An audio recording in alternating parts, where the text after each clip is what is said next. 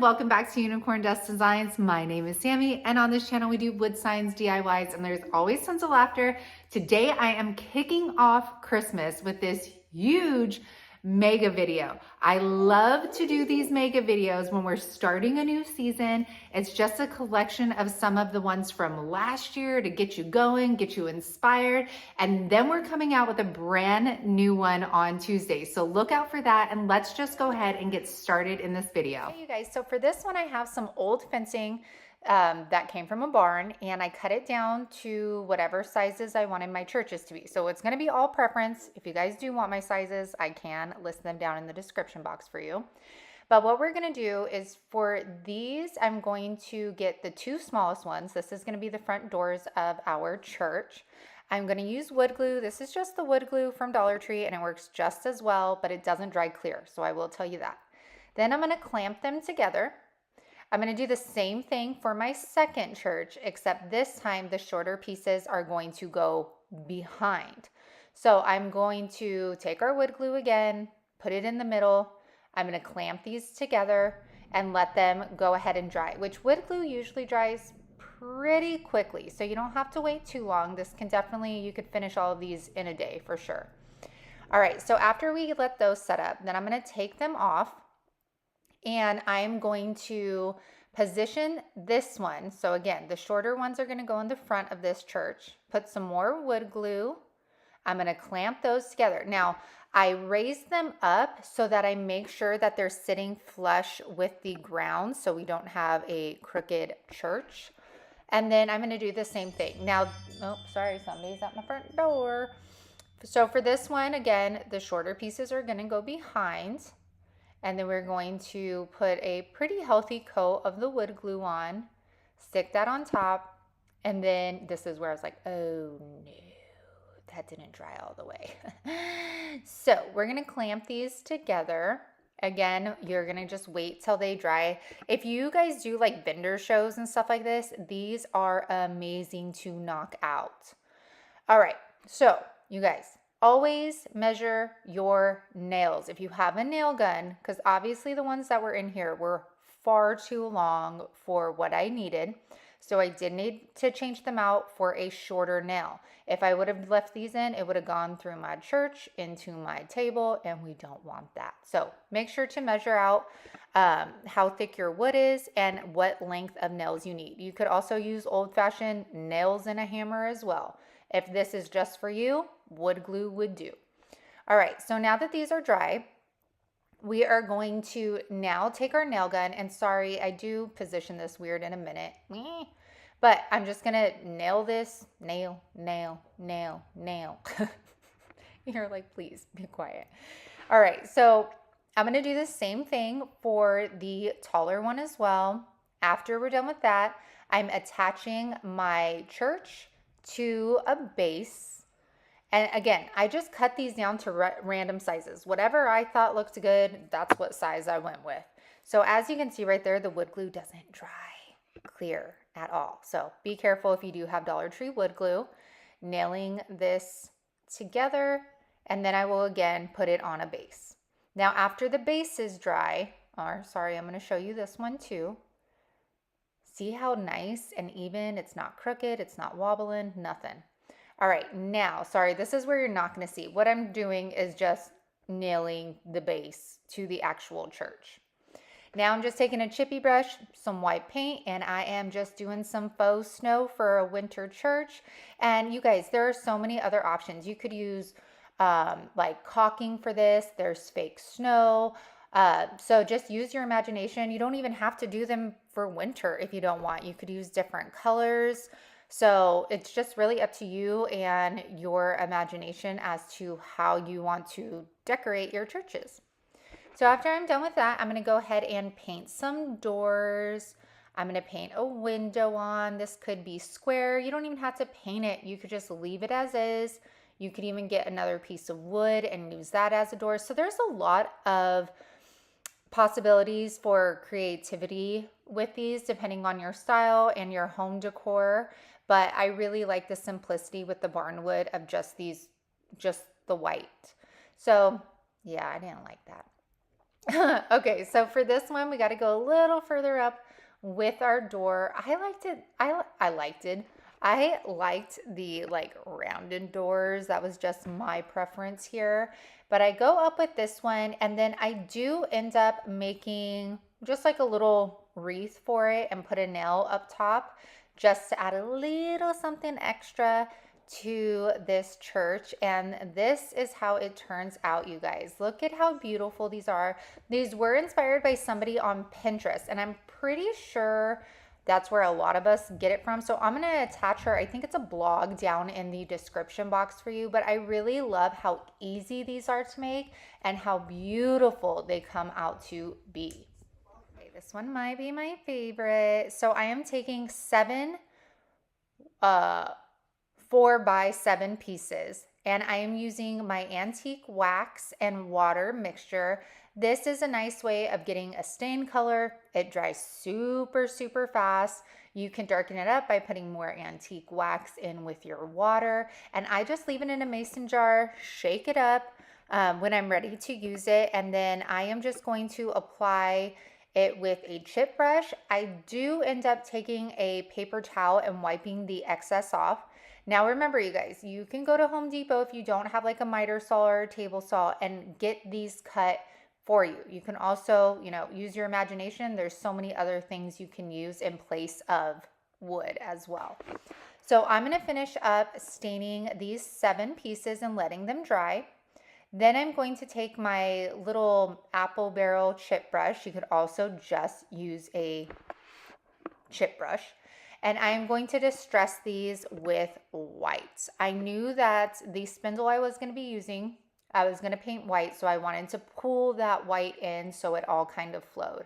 So I am making sure to get the tops, the bottoms, and the sides of these because I don't know why.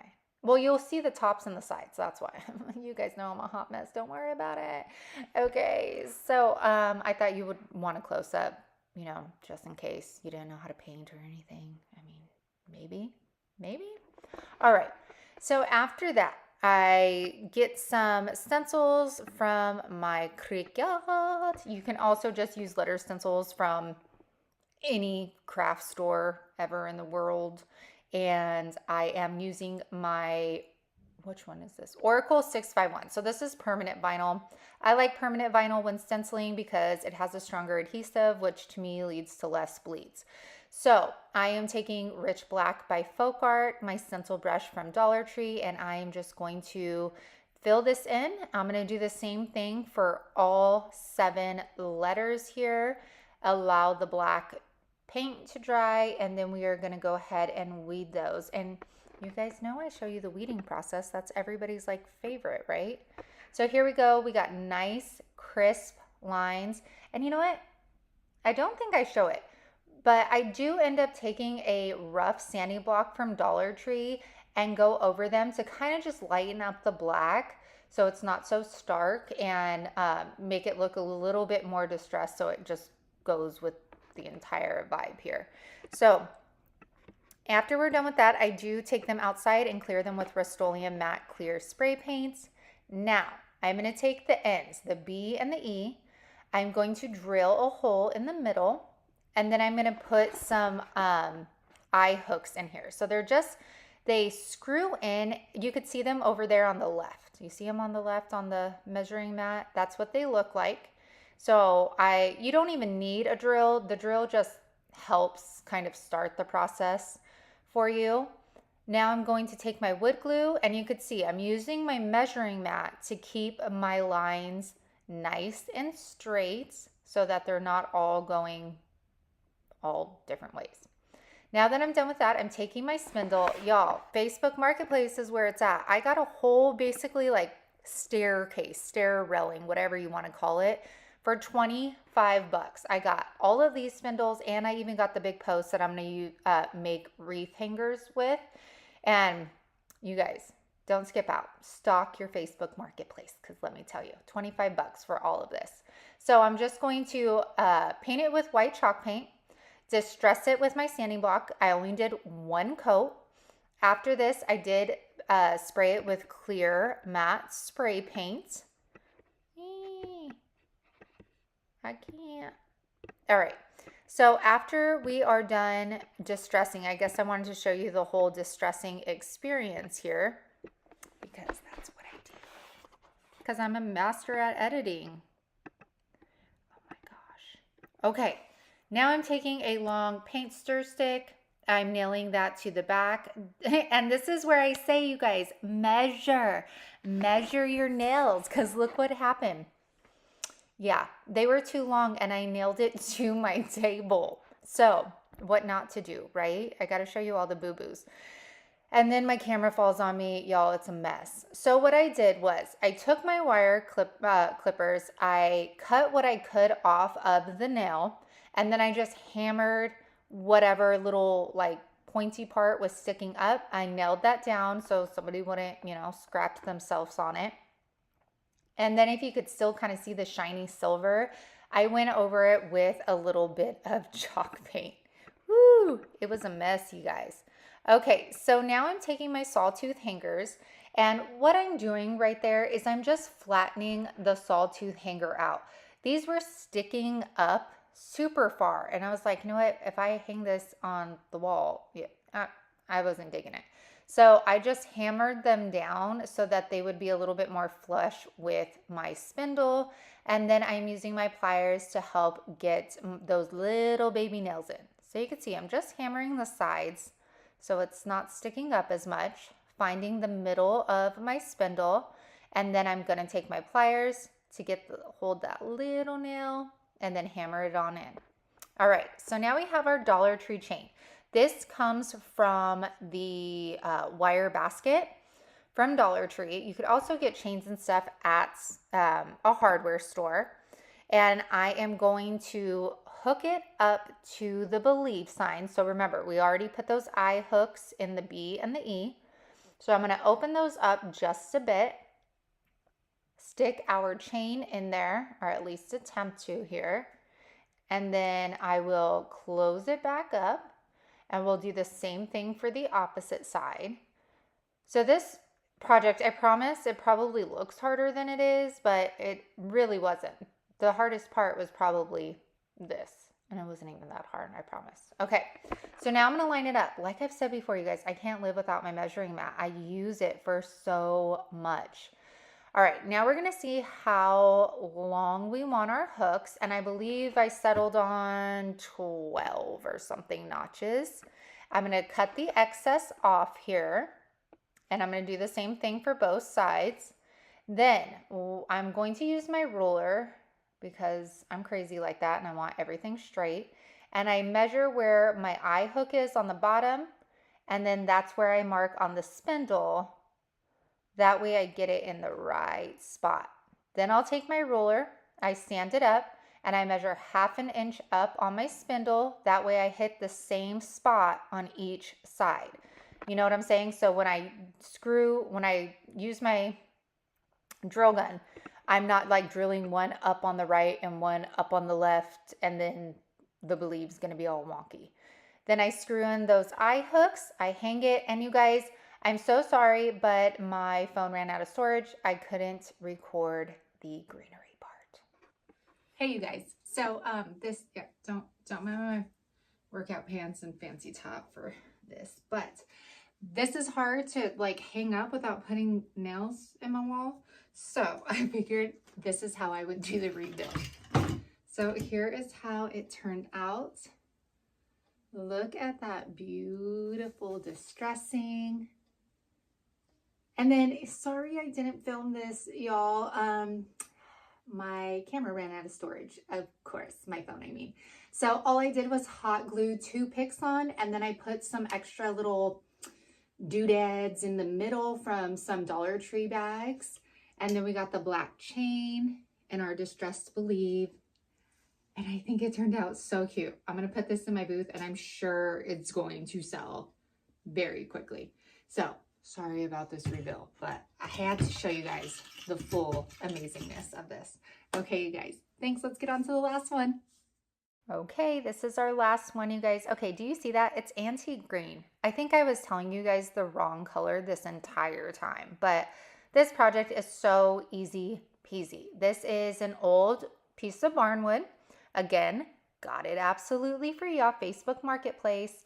And I'm going to take this folk art antique green with a chip brush, and I'm going to lay it over here. Now, this piece of wood was so rough that the paint came out beautifully on top of it. Like, I didn't have to do any distressing. I just had to put that paintbrush over there, and the piece of wood did the work for me here. So I do end up putting a little bit more right in the middle where it's a little lighter. Kind of looked like a hole to me. So I do the sides and stuff. I don't paint the back though, because that won't be showing. Then I take my twine. At first I started with hot glue, and then I'm like, you know what? I'm probably going to be selling this either in my booth or my website. So I do end up using my staple gun, and you'll see that right here. I'm like, no.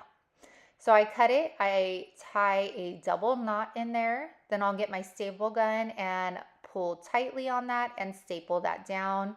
Do the same thing on the opposite side, and then I'll just repeat this same process on the left side as well, making sure you start with a double knot.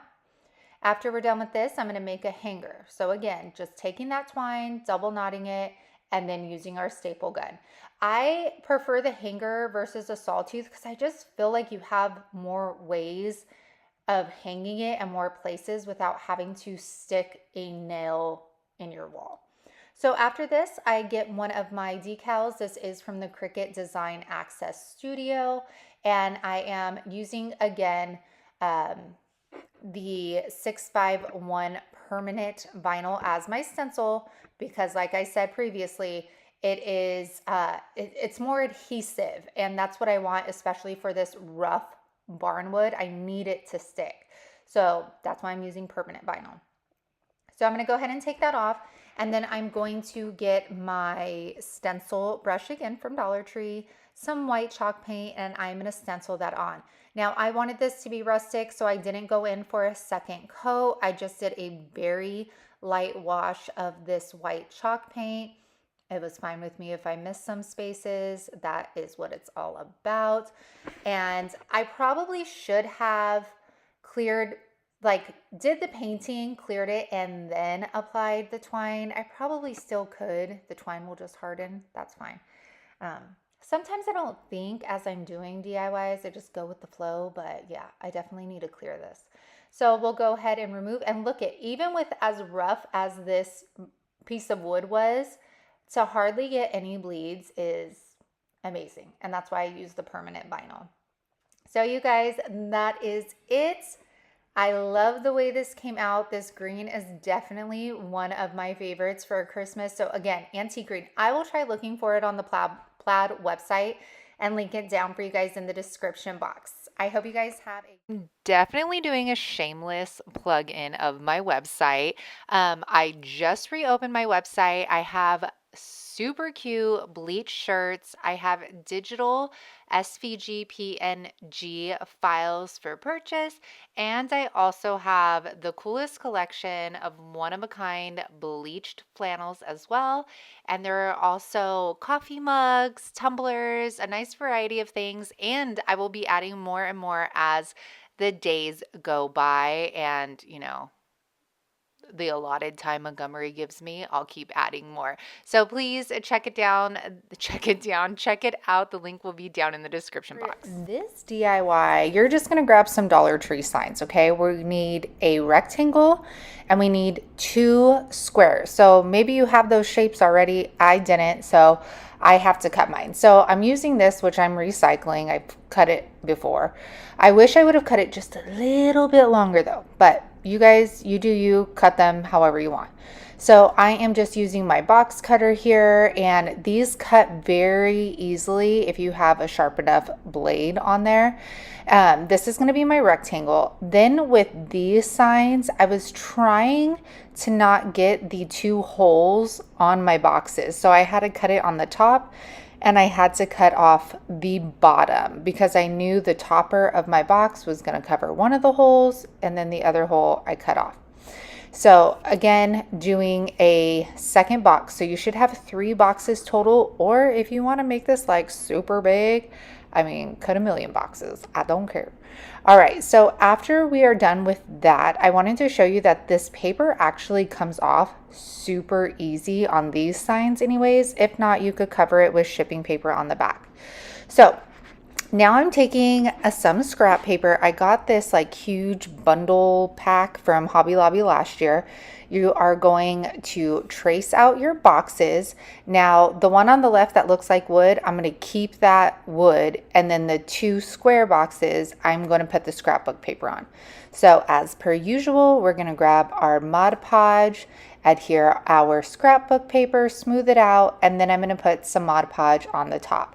We're going to do the same thing with the second box, but I'm going to be choosing a different scrapbook paper. And you guys can really, it doesn't even have to be Christmas. You can make this like birthday. You can make this Halloween. I mean, you can really do anything. Now I'm going to take these paint stir sticks. Now these, no joke, were just scraps and they were the perfect size. So for one of them, I'm going to put the scrapbook paper on, and you want these to be just a little bit longer so that you have overhang, just like I'm doing here. That's going to be the top to our present box. And then for my other 2, they were like same charcoal gray, but I wanted them black. So I'm going to paint the other 2 black. Again, there's no specific like size I could give you because it's all going to depend on how you cut your boxes, like what shapes and all of that. So you just want to make sure there's overhang. So I'm going to hot glue those to the top of these boxes, making sure they're flush with our square. Then I'm going to play around with placement. These can totally be like crazy, and like you can stagger them all wonky. You can stagger them side by side, but I'm going to do one kind of in the middle. And as you can see, what I'm doing is I'm putting the boxes on top of each other. Then I'm marking it off with a pencil. So you'll see right here, I'm going to mark it off with a pencil. That way I know that I cannot put my hot glue above that line so that it's not all messy and gross. All right, so now we got to accessorize. So I'm using this Dollar Tree bow. I'm going to put that on the bottom one. Then I'm going to take some red burlap ribbon from Dollar Tree, and I'm going to make a basic bow. If you guys want me to do another bow tutorial video that would be in real time, comment down below with a bow emoji, or just let me know, and then I can get one going for you guys. Okay, so then I'm going to put that red. I love this red color. And this was a last minute decision. I think it definitely tied everything together, just a little pop of glitter, which I love. And then to finish this off, I'm just going to put a little twine loop on the back of it, and look at how stinking cute this Christmas DIY is. And the Christmas tree and the container it's in, I did that one last year. So there is a video on that. All right, you guys, let's go on to the next one. I know this has been done a million times, but I've never done it on my channel, and I knew I wanted one in my home this year. So I'm going to take the wood grain charger plate from Dollar Tree. I'm going to do a messy coat of the chalk paint, and I want this just to be super simple, and I don't want to say elegant because it's more rustic, but anyways, I'm going to take the chalkboard paint from Dollar Tree. If you guys have not tried the chalkboard paint, it is so good. I have the inside of my pantry door painted with this, and it has lasted for over a year now. So I'm just going to do one coat of this. It's okay. It doesn't have to be perfect. I am going for like a rustic feel, so it doesn't have to be super clean in my eyes anyways. And then we're going to let that dry up. I'm going to go ahead and accessorize this with a Dollar Tree bow, and then I'm going to grab some, these leaves came from Walmart picks, and if you guys have not checked out Walmart picks for Christmas, do it this year. So again, just that little addition of a sparkle, that red and black bow to tie it all in. And then lastly, we need to season our chalkboard. And the reason you season chalkboards is so that your chalk does not stain. Meaning if I were to write 25 directly on it, and then try to wipe it away, that 25 would not wipe away. So you want to season it. And then I'm going to put your usual, days until Christmas. And I love how this turned out. Again, I know it's been done a lot of times, but I wanted one for my house, and maybe it's something somebody hasn't seen, or the charger being the wood grain one would be a little different. I'm not sure, but I hope you guys enjoyed this DIY, and just, it shows you how like simple you can be, but it makes such a statement. And again, this would be a great seller if you have a booth or you do like craft fairs as well. So I wanted to remind you guys that I do have a membership. You can join with the join button down below, and we have member only lives. There's custom badges and emojis. I share some of my Cricut designs with you. You get first looks at videos, sometimes even my thumbnails, so definitely check that out. All right, this one's so beyond easy, you guys. I got this during Easter, and what I'm going to do is I'm going to take my painter's tape, and I'm going to I'm going to tape off that center MDF board, which pops up. And I'm going to grab my Rich Black by Folk Art. Now, I did 2 coats of this just because the black lettering kind of was popping through. But what I realized was it's kind of like engraved in that MDF, but we end up covering it up either way. So I don't really think you need 2 coats of black, but you do you. And next I'm going to take some plaster, or actually that's my recycled paint from the craft kits. And I'm going to distress the wood. It was a little too brown for my liking. And I found these Christmas trees that I had gotten at Dollar Tree last year. The wood cutouts, whenever Dollar Tree brings them out, I stock up on them because they sell out so fast. So I get a few packs and then I just put them away so I have them for the next year. So I'm going to use a red. Again, these are leftover paints from the craft kit video that I did a couple weeks back. And I'm going to do 3 of these. Then we're going to take our sign and I'm going to lay them out first so that I get that positioning right, the space is right. Already, like, that red pops so much. I love it. I thought about putting like twine bows on it, but the tops of the trees were so small that it took away from it being a Christmas tree, so I decided not to do any bows. And lastly, again, we will have another decal. And you guys, if you are a member, these are already sized and ready to go for you. I will share the link with you after this video. And this is how cute this turned out. Again, look at how bright that red is. Oh my gosh, it's so beautiful. It was so easy to make. Great beginner project. Let me know what you think about this one. So we're going to take some glass pieces from Dollar Tree. I'm going to save this jute cord because we will use it again later. Now, I'm sorry, either I forgot to press record or my phone didn't record the end of this one, but I think you guys will get what I'm doing here. So I'm going to take off the jute cord. I'm going to go outside and spray paint them black. Now, bringing them inside, I am going to try the DIY clear wax. Now, my thinking on this was I thought maybe it would do something different with the white wax. I don't know. I don't know what I was thinking, but I put the clear wax on, and you could see how it makes it a little bit more glossy. And then I apply the white wax, but I don't really think it made any kind of difference. I think what it usually does is just make the wax more movable. But either way, it turned out beautiful. And what I did not record, you guys, is I hot glued the jute cord back around. I added a finger bow, and then I just added some Dollar Tree florals to the inside to make 2 little floral arrangements. And what's nice about this is you can take the floral arrangements out and you could still use these black wax containers to decorate your home throughout the season. So let me know if you enjoyed this one. All right, last but not least, you guys, if you see these wood rounds at Dollar Tree, buy a bunch of them. These are going to be amazing for crafting. So what I'm doing here is I'm taking antique wax, I am taking a baby wipe, and I am just smoothing that on over this wood. I like this process because it's fast and it dries super quickly. I like speeding up the process by using my heat gun. And after this dries, we're going to apply the painter's tape, and I'm doing it a little below halfway. And next I'm going to grab my Rich Black by Folk Art. I only need one coat of this, and I do make sure to get the little skinny sides as well, just to make it look nice and finished. Once that's dry, I'm going to take my daubers and I'm going to dip it in a red. I believe these are in my Amazon store link down in the description box. And I just wanted a little bit more detail, I guess. I didn't want it so plain.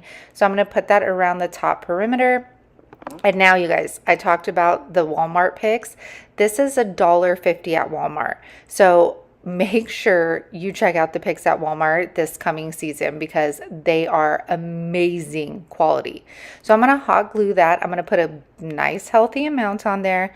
I'm going to let it set up before I play around with my bow.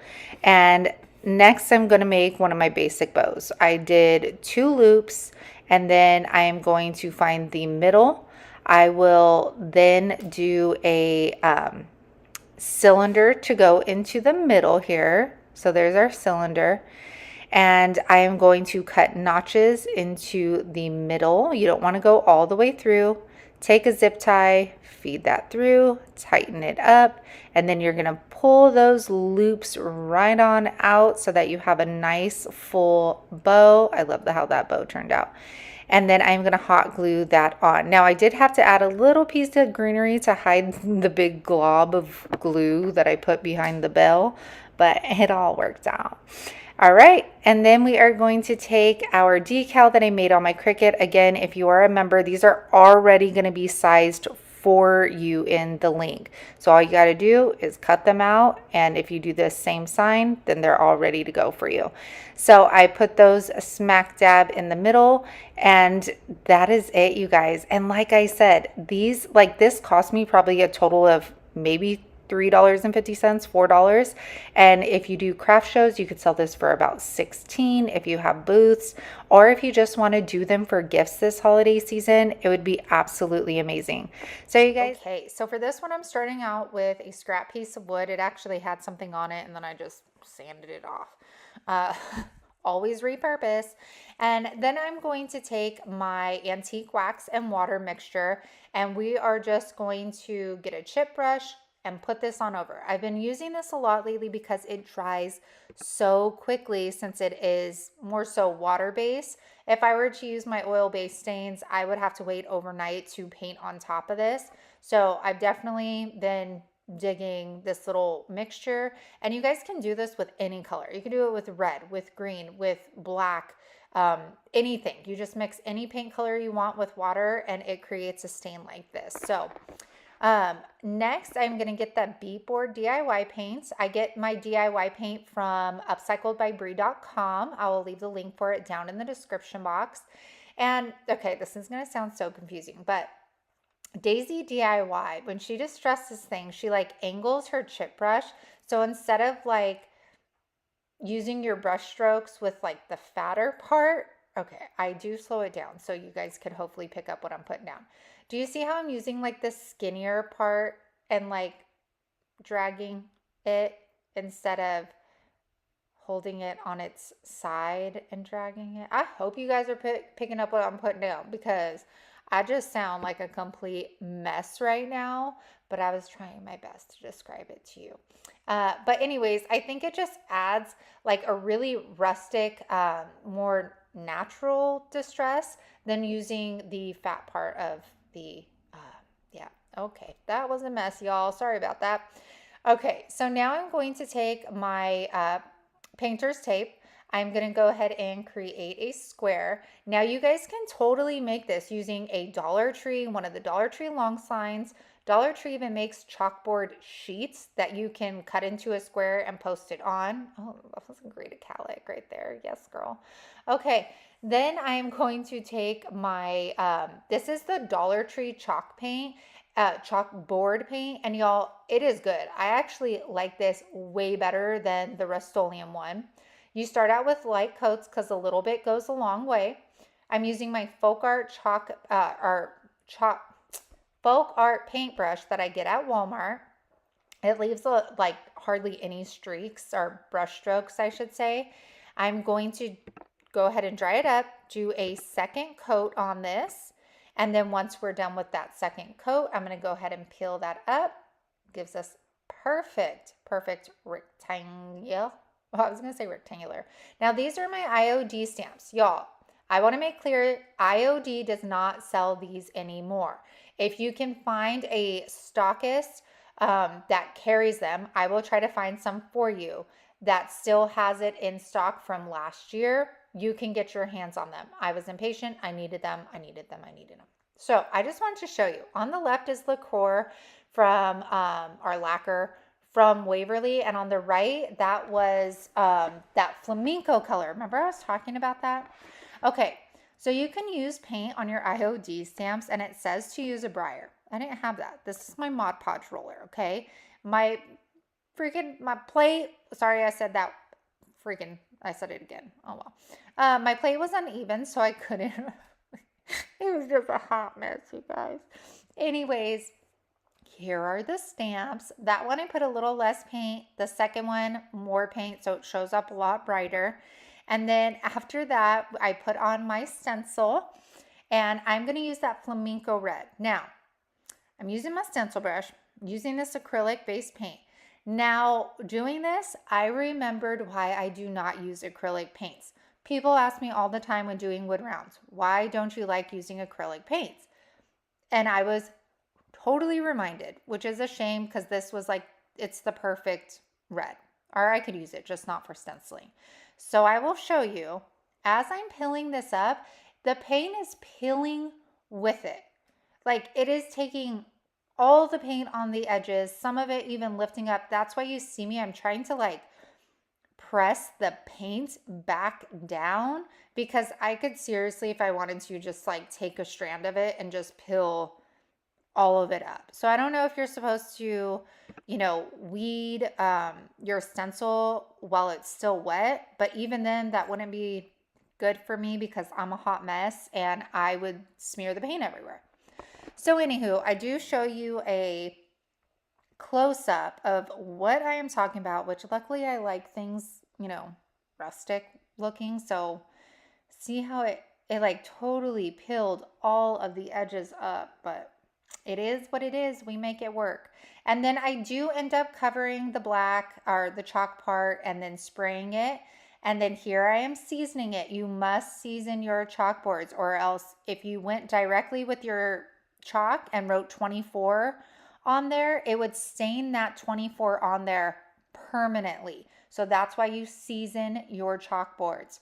So after this, you guys, we are all done. These would make great gifts for the holidays. These make great resale gifts if you do like vendor booths or anything like that.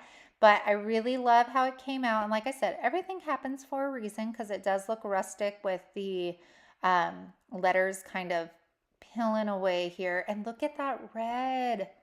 I love this red so much. It's like the perfect dark red. And again, that was Flamenco by Apple Barrel. All right, you guys, this next one is easy peasy. I am just taking a coffee can. You could use the large size, the medium size, use all the sizes, seriously. And I'm going to peel it back. At first, I thought that it wasn't going to be like a clean peel, but it came out super clean. There was no like glue residue on it or anything. I'm going to use that same bead board by DIY Paint, and I am going to apply that with a chip brush. Now, I would have been happy with one coat, but because of the material of the can, I had to do a second because you could the paint was kind of pulling away and showing a little bit of the silver. So I do go back in and do a second coat. And I have to say, the DIY paint is clay based, so it shows up like true matte, which I absolutely love. All right, then taking some twine, I'm going to go ahead and I'm going to wrap this around multiple times. What's nice about this project is You guys can add ribbon to this. You guys could add different colored twine. You could leave it just as is if you like just the simplicity of maybe putting a design on it.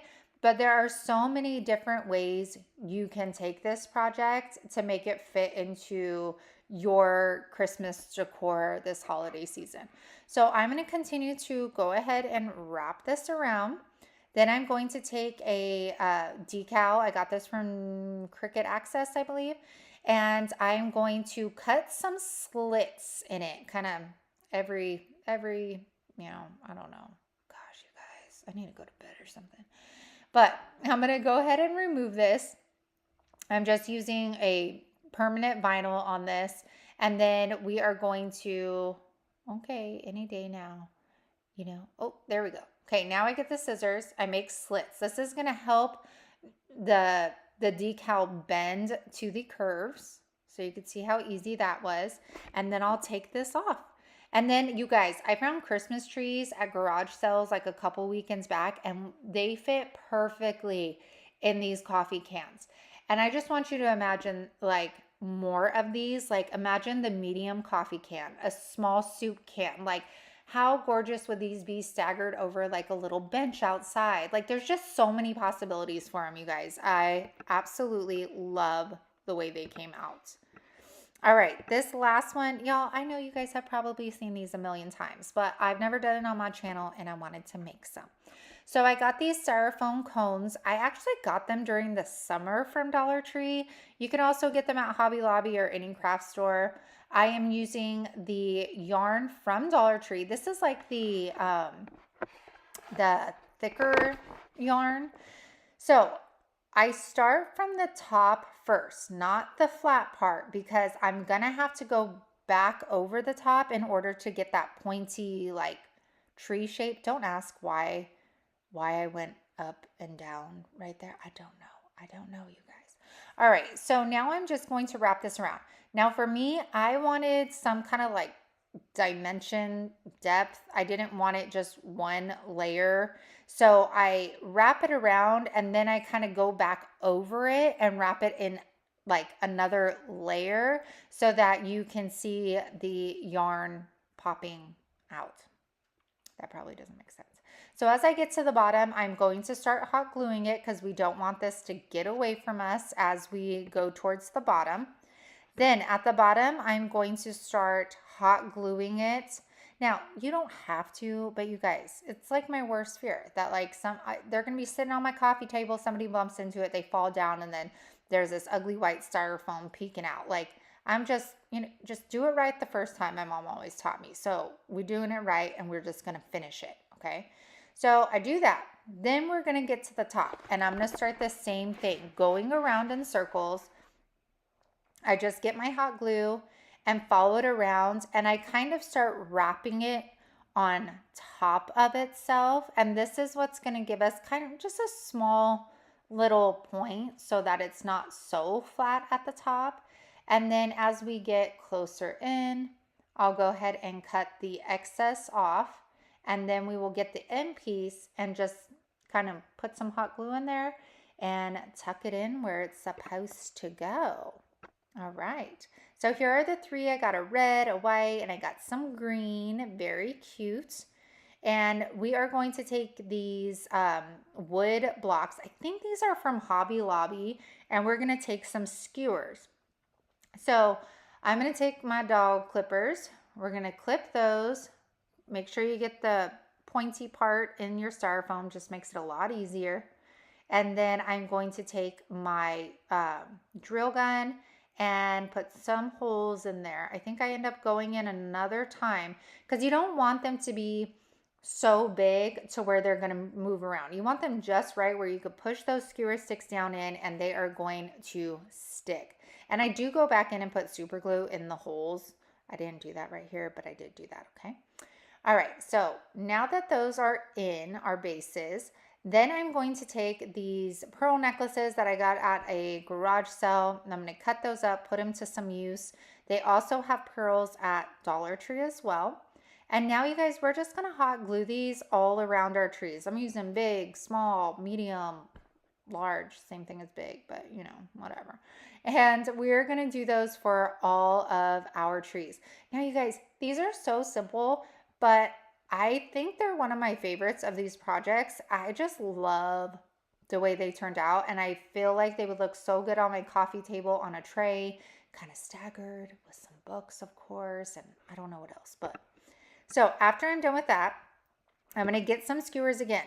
Now, make sure, again, you're getting the sides that are pointy. It just helps stick them into the styrofoam. Then I'm going to get these stars from Dollar Tree, hot glue those to the top. I decided to keep mine like raw wood so they matched the base of the trees. You could paint these up. You could slap some glitter on them. You just do your thing. You could even put a bunch of little baby pearls on there. That would be cute too.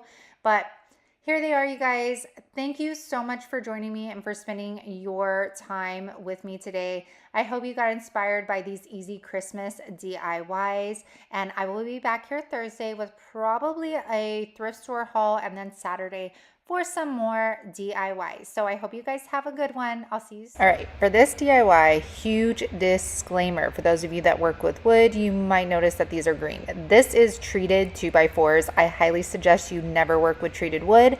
However, my miter saw broke and these were just scraps, and I was not willing to like rethink this entire video. So I am using these in my video. I highly suggest you use regular wood when crafting. Okay, now let's get into this. So I am using two different sizes of 2x4s. I'm using my book scraps underneath to paint. See me recycling, yep. So I'm going to use Truffle by Waverly, and I'm going to do a messy coat on these, front, back, sides, and the top. Always remember, if you're doing something that's freestanding decor, you cover the back. Now I'm going to take my wood slices. I'm going to take Imperial Red by Folk Art. This is actually the color that I used in the last Christmas DIY video that you got. No, the second one. You guys know what I'm saying. That everybody was asking about. It's Imperial. So I'm going to go ahead and paint the middle of these, leaving a little bit of that raw wood still poking out. After those dry, I am going to get a thinner paintbrush with White by Waverly, and I'm going to put those little shiny marks on the size of what is going to be our reindeer's noses. After this, we are going to attach our nose. So I'm going to attach the nose with some hot glue, and then we're going to do its little like antler thingy-majiggers. Sorry, I don't know, with antlers, ears, we're going to call them antlers. And I'm going to hot glue those as well. I'm hot gluing these before I paint the eyes on, because I want to know where the proper placement for those will be. So I'm taking my bag of sticks. Yes, I bought these at a garage sale for 25 cents. They're all sparkly. And I'm trying to choose ones that have little arms on them, and I'm just hot gluing them to the top of my 2x4. After this, I'm going to take one of my synthetic makeup brushes that have a curved bottom to them and paint white eyes onto my reindeer. These make for perfect paint brushes, especially when doing like something circular. I'm going to do 2 coats of that white. After that dries, I'm going to come in with another synthetic makeup brush with a curved bottom, and I'm going to do like an upside down U and fill it in. These make for the easiest eyeballs, and they come out really good. And then I'll take some black and just make some little eyelashes. You might hear the baby start making sounds in a minute. All right, now I'm just gathering some raffia. I'm not doing a raffia bow or anything. I just gathered a bunch of raffia. I tied it off in the middle. Now I'm going to just kind of play around with the placement. I'm going to put it at the base of where those 2 sticks meet, cut down. I cannot talk today. There she goes, the raffia down to size. And I'm going to hot glue it, do the same thing for the other one. And you guys, this is seriously the cutest DIY ever. And since you know what, it's treated wood, I might actually put these on my front porch with poinsettias, and I think that they would look so super cute. Let me know what you think down in comments. These 2 wood candlesticks that I found at Savers for 99 cents each. What a steal. I'm gonna pop the metal pieces out, and this was super easy to do. I just needed something to get up under there, and they like seriously popped out. I'm gonna grab Cardinal Red by Rust-Oleum spray paint. This is the perfect vintage color red. I'm gonna spray those down and I will clear them. I'm next going to take this wood Christmas tree cut out and give it a messy coat of paint. I'm gonna paint 2 of these. Now, I know not everybody's gonna have one of these Christmas tree cutouts. So you can cut an image out of cardboard. You could also get the Christmas trees that Dollar Tree sells every season, and you could attach Jenga blocks to the back of them so that you can then attach it to your candlesticks. So after I am done painting these and letting them dry, remember these are freestanding, so we're gonna paint the back. I'm gonna grab my ruler. This is going to be the width of my paneled lines. I take a, what do you call it? Lead pencil, there we go. And I'm drawing the lines on. You could also use paint. You can use a permanent marker. I like using the pencil. Oh no, just yelling at me. Okay, break. I'm back. Okay, so now I'm taking my finger and I'm just rubbing that pencil mark in so that it just looks blended into the wood. I decided last minute to add some stars, so I'm painting that pure gold by Folk Art. Once those dry, I'm gonna hot glue them right to the top of my Christmas trees. I do spray these with a clear matte Rust-Oleum as well. Next, we are going to put it together. So I'm gonna grab those trees. This is where I was saying that you would want to put Jenga blocks on the back if you're using the thin Christmas tree, because you need to attach it to something. Okay, I'll be back again. All right, so I'm just attaching these with some wood glue and some hot glue to those candlesticks. I'm gonna let that set up before we accessorize them, which you guys know is my favorite part. I think it just like brings the piece to life. So I'm taking these pine leaves from a Walmart pick and I'm gonna attach those with these cute little mini like pine cone berries. I got them in a bag at Hobby Lobby last year and they were very inexpensive. So I'm gonna cut the wire off of the bottom. I'm gonna attach those to the top. Now I'm gonna grab a Dollar Tree like already pre-made bow. I'm gonna hot glue that to the bottom of the pine cones, and I'm gonna do the same thing for the second one, and we will be done with this super cute Christmas craft. And let me know what you guys think and if you're gonna try this one. I think it would totally work with the Dollar Tree Christmas trees as well, and it's a great way to make use of some of those candlesticks. I hoard candlesticks. I'm not gonna lie. If you guys have seen my vlogs, you guys know I hoard candlesticks. I just wanted to remind you guys that I do have a vlog channel. The link is down in the description box. If you're into that, then definitely check it out. I appreciate y'all being there and a part of our lives. Now for this one, we are gonna use 3 2x4s. I suggest them being all different heights, but since I couldn't cut any of this wood, 2 are going to be the same length and then 1 is going to be taller. I'm going to paint all of them in this linen white chalk paint by Rust-Oleum. I'm then going to dip into my antique wax by Waverly and I'm going to de-stress all of my blocks. As you can see, I like to hit the edges of the blocks where I'm distressing, and then whatever I have left on the brush, I run through the middle here. So after I'm done doing this to all 3 pieces of wood, I'm going to allow that wax to set up and dry, and then we are going to cut the the flames. So this was the easiest way I found, since I couldn't cut wood, so I was making do. I just drew out what I thought the flame would look like, and then using this, it's like a piece that I popped out of a frame from Dollar Tree, and it was a little tough to cut, but it did cut, and it was way easier than trying to use a craft knife on wood. So I cut 3 of these out. Now I'm going to paint them with white linen chalk paint. I'm going to give them 2 coats each. And then while it's still wet, I suggest getting the yellow paint and going over it. I thought this totally gave it like a more realistic, you know, lit flame look, or you can leave it white if you want. Completely up to you. You guys know what I say. You do you. So we're gonna let those dry. And then we're gonna grab a dowel. I'm gonna cut these into 3 pieces. I just ended up doing them the same length. Those are just dog nail clippers. You could get them at Dollar Tree. I'm gonna drill some holes into the top. Now, I am making sure that the holes that I'm putting in are nice and snug. I don't want them too big, so keep that in mind. You can also use like a Jenga block to attach your, I want to keep on saying wick, but that's the wick. I mean the flame. Ooh, I'm a hot mess this whole video, you guys. Thanks for bearing with me. All right, so I'm going to do that with all 3 of them. I'm going to put them in with wood glue, and I don't put super glue, just wood glue. Like I said, they're nice and snug in there. I let them dry. I am going to attach the flame with I'm going to cover the backs first with those book pages. I swear, there's so many things you could do with book pages instead of throwing them in the trash.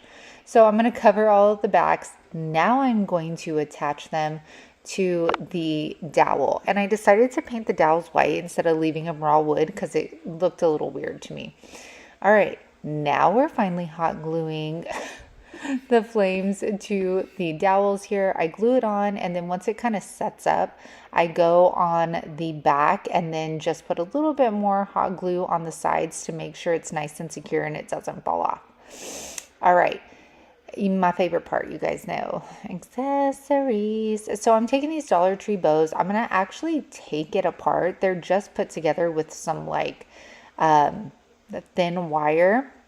And I'm just going to reshape it so it looks a little bit more full, not so crunched up. And after I do that, I'm going to take some Dollar Tree twine. We're going to wrap that around our 2x4. We're going to tack it off with hot glue. We're going to put a little bit of a glittery greenery thing back there. Hot glue the bow. And what's nice about this is you can totally change this next year if your decor style like changes. These are items that can come off with no problem. So I'm going to do the same thing for the other 2. You can make them all look different. I chose to make them look all the same, but I really love how they turned out. And you guys know that like I love anything that's wood. I think they would have like looked even better if I was able to cut wood bases to put them on, but either way, I think they're adorable, and obviously I'm going to keep them. All right, this last one I found on a Facebook page. I'm going to link the gal's Facebook down in the description box, and let me tell you, hers came out way better. So this is one of the 10 like trays from Dollar Tree. I spray painted it that cardinal red. Now I'm taking this, I don't know what this like type of ribbon is called, but it is from Dollar Tree. This is meant to look like the snow falling on the ground. So I doubled it up and I'm just tacking it down with some hot glue here and there. I'm not like going too heavy and crazy with it so that all that glue comes out and shows. I will cut the edges off that are sticking out. Now I'm going to take an old table runner and I cut it into thin strips. I'm going to hot glue the ends together so that it gives us a nice stiff like base to work with. And I'm going to hot glue that. Now, if any of you guys have seen my past videos where I've made like fabric flowers, it's the same thing we're going to do here. So you can see we're twisting the fabric as we're going around in a circle. So I'm twisting and then I'm putting it on top of the hot glue. Twisting, put the hot glue down, and then I put the fabric down. And you're just going to keep doing this over and over until you get to the circle size you want. So what I did wrong compared to hers, I think, was I started it way too high. I wanted the snowman kind of sitting on the snow, not on top of the snow. Okay, so I'm gonna stop at the top. That way, when I start the head of the snowman, I have something to connect it to. I hope that makes sense.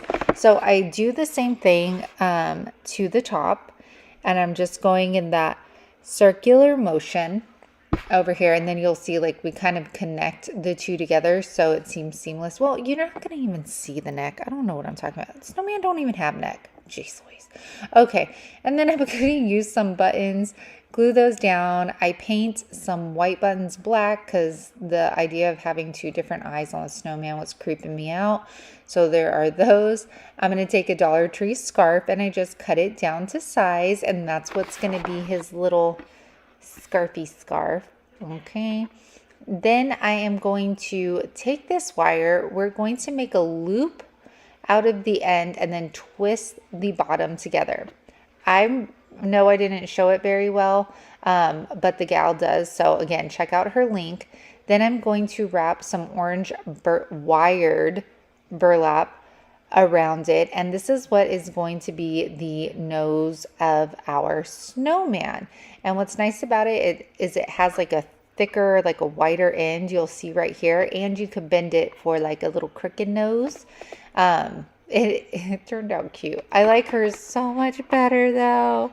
But you guys, at least you get the idea, right? You guys are picking up what I'm putting down. And then I didn't like all of that snow, so I covered it up with a giant bow. I mean, if you don't like something, you either put twine on it or you put a bow on it, right? So this is how it came out. Don't let me know what you think. But you guys, thank you for being here. This is the last Christmas in July. We are now moving on to fall, and after fall, then we'll get back into Christmas, I promise. So for this one, we are taking these gorgeous lanterns from Dollar Tree. I seriously could not believe I found these at Dollar Tree.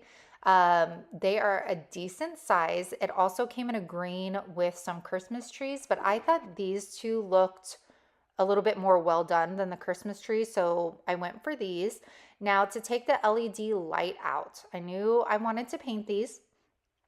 So you have to take the tops off of them. They have like a little clip on each side, and you just have to pop them on out. Now, once I get them out, you just twist the LED candle right out of them. And then we are going to take these outside. I spray them with hammered by Rust-Oleum. And you guys, this is going to be a super easy DIY. Like, we are just taking an already amazing product from Dollar Tree and we're just amping it up just a bit. So here it is with the hammered Rust-Oleum. Looks so good, and it takes it, from like plastic to looking like you could possibly get this from Hobby Lobby. And then I couldn't figure out how I got these LED lights out. There I am with my watermelon chili sucker again. But you have to put them through the top, and then they just twist right into the bottom. So just a little FYI for those of you that like to get on the struggle bus with me. This is how we do, okay? So once I get those in, I'm going to go ahead and take, you guys, these are my favorite picks. I've been using them like in every Christmas video. They are from Walmart. They're 98 cents. They are amazing quality. So I'm going to go ahead and take this pick apart. I attach the tops back to our lanterns here. Easy. Well, actually, it wasn't that easy. It took me a little bit to get those to pop back into place. And then I am going to start attaching. Now, these glue super easily to the plastic. They have a little bit of sparkle on them. So I'm going to attach them to each side. Then I'm going to take that pick that's laying on my table, and I'm going to cut the side branches of those off. I'm just trying to make it look a little bit more full here. So I'm going to go ahead and attach those two. Okay. So this is where my editing skills come in. Okay. So go ahead and attach that one. Then I'm going to get some berries. I'm going to cut some off of a branch, attach that to the middle. Part of me just wanted to leave it like this. I thought it looked really good and simple, but then a part of me was like, girl, you need a bow. So I did a very small finger bow. I will leave that video down in the description box for you, and I do it in real time.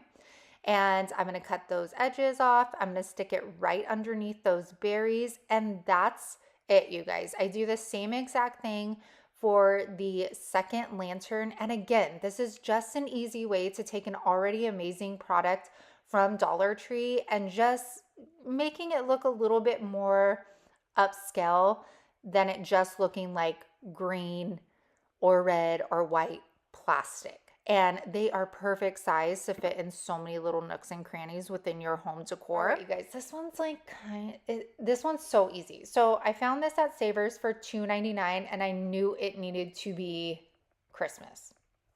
So I am taking this basket and we are going to get some floral foam. Now, you guys, you probably know I don't like gluing floral foam to the bottom of my baskets.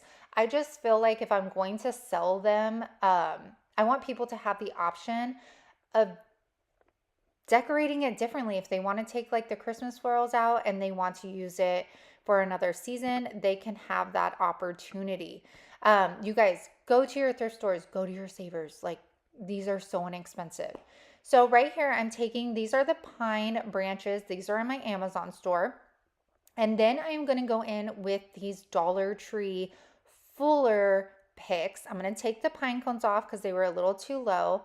And then I'm going to fill those into the pine branches. And right away, it just starts coming together. And you guys, it's a very inexpensive way to add a lot of character to your holiday decor, and it's so easy. That pick, the big one in the front, that is from Hobby Lobby. And then I'm going to take these like curly Q. They actually come on like a little clip. These are also from Walmart. And I end up going with a plain burlap one right here. I think these were 98 cents. And this came out, you guys, so cute. I did not have to spend a lot of money to create it. And it's going to make such a statement on whomever brings it home with them, because I will be putting this in my booth. But look at that. It's so full. I love the bright red in there. I love that Hobby Lobby bell with the basket. Oh my gosh. It's gorgeous. So I just wanted to show you some easy Christmas. For this DIY, you're going to need 6 blocks total. I'll leave the measurements in the description box, and 3 spindles of your choice. Or you could just use like plunger sticks if you want. Now, I didn't know where I was going with this, so I took Truffle by Waverly and a baby wipe, and I'm going to go ahead and stain all 6 of these blocks. I'm going to leave the spindles as they are. Then I'm going to take these Dollar Tree tiles. And you guys, I have been seeing these in all my stores, so hopefully you're able to find them. Now, what we're going to do with these are fold them in half. I'm going to create half a triangle, the biggest I could go on the first one. Then I'm going to cut that out. Now, make sure you cut inside of that permanent marker line so you don't have permanent marker all over your tree. Take the backing off because it comes off anyways. And then we are going to go and make a second one. Now with the second one, you're going to fold it in half again. I'm going to use our first, the biggest tree as a guide. I'm going to put a notch just a little less than what we had cut the first time. Okay, and I'm just going to draw that up. And then again, we're going to cut that out. And I'm going to do this a third time as well. Now, these tiles are a little flimsy. So what I did was I got my poster board. I'm going to put some hot glue on the back of the tile. Now, the tile doesn't melt, but you can definitely still feel the heat through the tile. So it does get hot, so just be careful. And then I'm going to cut this out. Now our tree is a little bit more sturdier. We're not going to have to worry about it, you know, like being all floppy doppy. And is that, I don't even know where that came from. All right. And we're going to do the same thing for all 3. Now we're going to add the magical touch, the paint. So this is Antique Green by Folk Art, and it is chalk paint. It's absolutely beautiful for Christmas. I'm going to stipple that on here. We're only going to do 1 coat for this one. Then we are going to, oh, you guys, these cutting mats from Dollar Tree are amazing to paint on. chalk paint wipes off of them so easily, and then that way you have a nice clean space. All right, then for the other two, I'm going to take Plaster by Waverly. You can see I'm just doing a messy coat on this first coat, and then the second coat I'm going to go back and I'm going to do that stippling effect so you don't see brush strokes on the Christmas tree.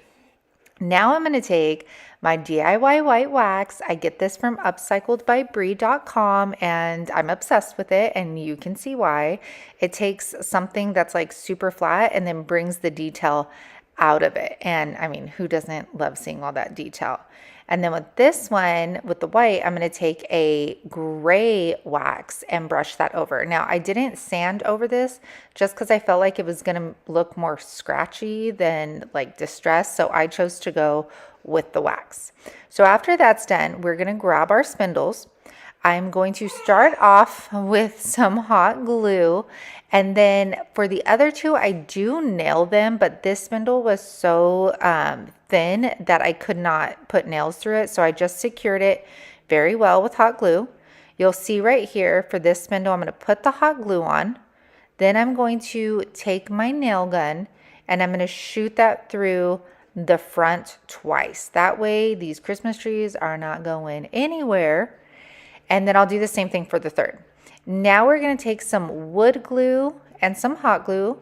We're going to stick it on the smallest little cube square.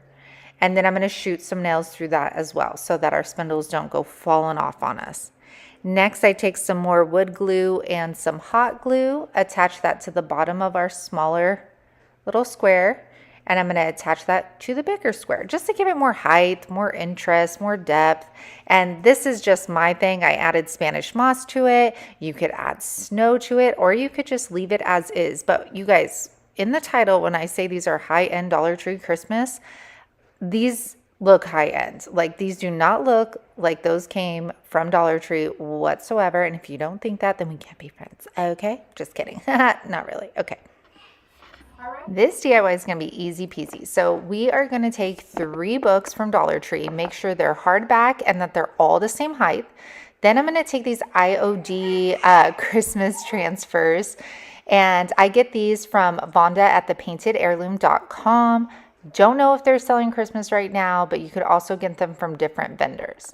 So we are going to start off by just making a basic book stack. I'm going to do some hot glue. Don't ask why I keep adding this Tite Bond glue on everything, but I do. And as you can see, once I apply the glue, I stand the books up. That way I know that they're all sitting, on a flat surface and they're not like up, down, and janky and wobbly. Okay, after that, I'm going to take Rich Black by Folk Art. I'm going to paint the covers and the spines. Sorry if you hear a baby. What do you call it? Now I got distracted. I don't paint each book individually because I didn't want to waste paint on something I wasn't going to see. So right here, you can see on the spines, the text is kind of like engraved in there, but that's totally okay. We just want to cover the color, and our transfer will cover like any of the engravings that might pop out along the way. So after that is dry, I'm going to apply Mod Podge. The Mod Podge is to protect the paint. First off, okay, she's getting boisterous over here, so I need to get her. And it's also going to give the rub-on transfer something to attach to. She's on my lap now. All right, so now we're going to take that transfer. You can see it sticks to the book. And then I'm just taking my Cricut tool and I am going to start rubbing that on top. Now this transfer comes off so easily. And if it doesn't, all you have to do as you're peeling it up, if there's still like the image left on your sheet, then just put it back down and just rub a little bit more. And you guys, these transfers are so detailed. And if you can't find this one, I'm sure Dollar Tree will come out with Christmas transfers. You could get them on Amazon. I'll look for some Christmas ones if I can and add them to my Amazon shop. Now we're going to burnish this, which means we're just basically rubbing the image into whatever surface you're putting it on. And then you can clear it with polyacrylic, Mod Podge, whatever you want. I didn't feel it necessary to do that with this book, but you definitely can. Now I'm going to wrap it with some twine. This is going to hold all of our pages together so the books aren't opening and all that doodaddy stuff. And I'm going to tie that super nice and tight. I'm just going to do a knot. Then I'm going to add this little poinsettia. I thought it needed just a little something, but you can definitely leave it plain. And then right here, I'm going to hot glue the petals around the book. That way, instead of it like popping out at you, it looks like it's wrapping around the book. I thought it looked good, anywho. And this is how it turned out. It looks so, I want to say regal. I love the vintage Santa Claus. And I'm going to go close up because you guys have to see these details. They're absolutely insane. Like, look at how great that Santa Claus looks. Super. This next one, we are going to take we're going to use those Dollar Tree tiles again. We're going to take 2 wood rounds. I just like grabbed random stuff from my stash. And I'm going to trace them on the back of these tile pieces. And these are going to be our 2 pieces for our little vintage snowman. So I'm just going to cut those out. And then I'm also taking these pieces of cardboard from like calendars, and I'm doing the same thing, tracing the circles out onto them. These will be our backings for our tile pieces since they're not very thick. I'll cut all of those out. Now I'm just going to hot glue those onto our cardboard. This is just going to make it like stiff and not flimsy. Okay, so after I'm done hot gluing the pieces onto our cardboard rounds, then I'm going to take my plaster again. We're going to do the same thing we did with the Christmas trees. I'm going to stipple that on. We're going to do 2 coats on each of the rounds. Now I'm going to take a tile piece. I'm going to cut a big rectangle out of it and just size it up on your snowman here to determine how big you want your hat. Then I'm going to take a second piece. I'm going to cut like a long skinny rectangle to be the brim of our snowman's hat. I'm going to attach the 2 together. And after I'm done with that, I'm going to grab Rich Black by Folk Art and I'm going to stipple that on. I only need 1 coat of this. And then you guys guessed it, I'm going to grab that DIY. Well, first I'm going to grab, I'm going to grab the gray wax, then the white wax by DIY, and I am going to brush that over and just look at how gorgeous all that detail is that comes out. I could watch this over and over again when that happens. All right, now we're going to attach our snowman body and head with some hot glue. It sticks super, super easy. I just reinforced it a little bit more on the back so it doesn't separate. I'm next, I'm going to attach the hat. And of course, we have to accessorize the snowman. So I get a Dollar Tree scarf.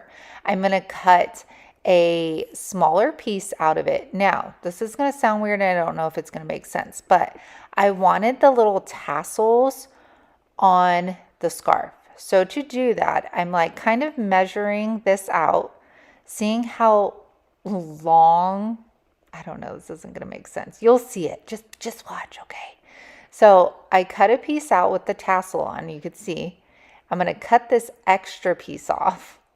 Hot glue my scarf. Now that other piece that had the tassels, I'm going to glue onto the snowman. That way, both of my scarf pieces look like one scarf with tassels. Okay, hope you were picking up what I was putting down because I definitely did not explain that very well. All right, so I'll hot glue the front right there. Then we're going to add some accessories to our hat. I mean, we need accessories on our hat, especially glitter during Christmas time. So these are just some picks I believe I got from Walmart last year, and I'm just deconstructing them. I'm going to put a pine cone there. Then I'm going to take some berries, and the berries I'll put inside that little green piece. And the last thing we do is just take some twine. I'm going to put it on the back of the snowman head. I like to hide my twine behind the entire image, and this is how it comes out. That, you guys, is stinking cute. I love all of the detail. This could be a door hanger if you wanted to. You can sell these at craft fairs. I mean, there's so many things you could do with them.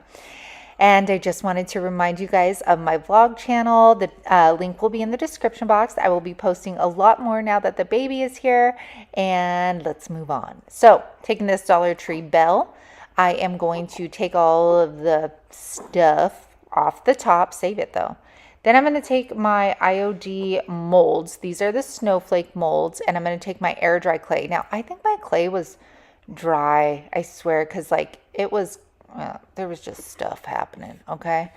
But you can also use, which I don't think you can necessarily use on like items that are curved, but you could put hot glue in these molds too, but you have to apply them to a flat surface. So putting my air dry clay in, once I get all of my snowflakes done, then I'm going to flip that silicone mold upside down, and I'm kind of going to like peel it back here and then get my snowflakes out. Now you could see some of like the arms of the snowflakes are cracking off, and I think that's because my my clay was dry. So once I'm done with that, I'm going to take that Type Bond wood glue and I'm going to put it on the back of my snowflake, making sure to get all of those points. And I'm just going to kind of slap it on there. Yeah, just slap it on there. Sloppy Joes. What is that from? What is that movie from? What is that saying from? I don't know. Okay, so then you're going to press that down. Don't press too hard because you don't want to lose the details of your clay. And I'm going to continue to do that all the way around my bell. And you can do that. Oh, excuse me. Oh, girlfriend. Okay, and then so I'm going to leave this overnight and let it dry and set up. We don't want to start painting while they're still wet. Then I'm going to take my Crimson by Waverly. I need you guys to comment down below. What is your favorite red? Give me the name of the red and then the brand as well. Because I like Crimson red, but I still haven't found like the perfect red, you know? And I don't like lacquer. I think that has a pink undertone. Okay, so now I'm just painting this. I'm going to give it 2 coats. I'm making sure to use like a stencil brush so I could pounce it in all of the details of the snowflake so I don't leave any white in there. And after I'm done, you guessed it again, the white wax. Of course, I'm bringing out the detail. The white wax also acts as a sealant, so you don't have to apply a clear coat to this or anything. The wax is going to protect your paint for you. So after this, I wanted to do a different hanger, so I'm grabbing some twine and I'm just going to hot glue it to each side, making a nice big loop. Now to cover the sides of that nautical rope, I'm going to grab some smaller twine. I'm going to start on the back by hot gluing it, and then I will wrap it around. Now you guys see that hole? See the hole right there? I kept telling myself, like, oh, you're not going to see it, it'll be fine. No, I couldn't do it. So I wrap this around, I bring it all the way to the top, and then I am going, you guys, opportunity. I just grab whatever's by me. I'm going to grab a little piece of like a tag. Wait, what am I doing? I don't know what I'm doing. Didn't I just do that? Oh, no. Okay. I'm grabbing a little piece of a tag. I'm going to cut a little baby circle out of it. Okay. And then I'm going to take that thin twine and I'm going to start hot gluing it around the circle. I could not leave that hole there. Okay. It was driving me nuts. So after, you'll see I have this little twine circle and I'm going to hot glue it on top. Now you guys, check out this bell. If you are somebody that is like super loves decorating trees, like you have those big trees with big ornaments, imagine these bells all over the tree with ribbon and sparkly warm colored lights. Like how gorgeous would that be? All right, you guys, I hope you enjoyed this Christmas in July. Friends, we are going to start off with the wood house from Dollar Tree. And then this wood or MDF little sign as well, which I forgot to cover the bottom. So make sure you do that before you start, okay? So we're going to take the house. We're going to take bead board by DIY Paint.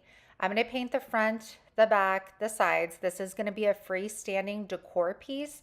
So make sure you get the back of it.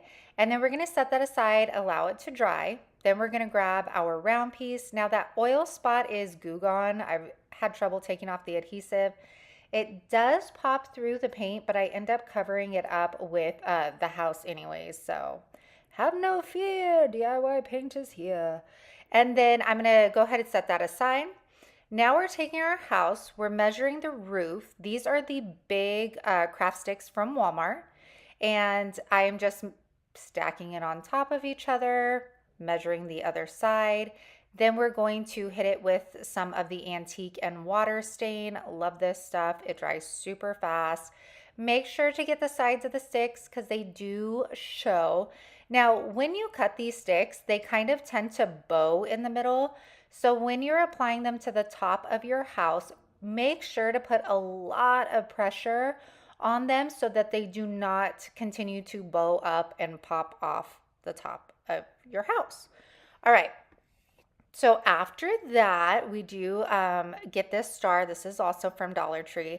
Now, I was inspired by this Pinterest post, and it's been in my like folder forever. And I was like, I have to make this. I think it's an Etsy link, so I'll link it down below if I can find like the actual link. And I'm gonna go ahead and glue the star up top. Now we're gonna take some domino pieces and we're going to glue these together.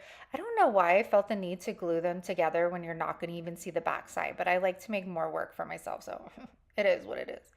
Now taking some crimson paint by Waverly, I'm gonna paint the front and I'm gonna paint the sides because you will see the side of the domino piece.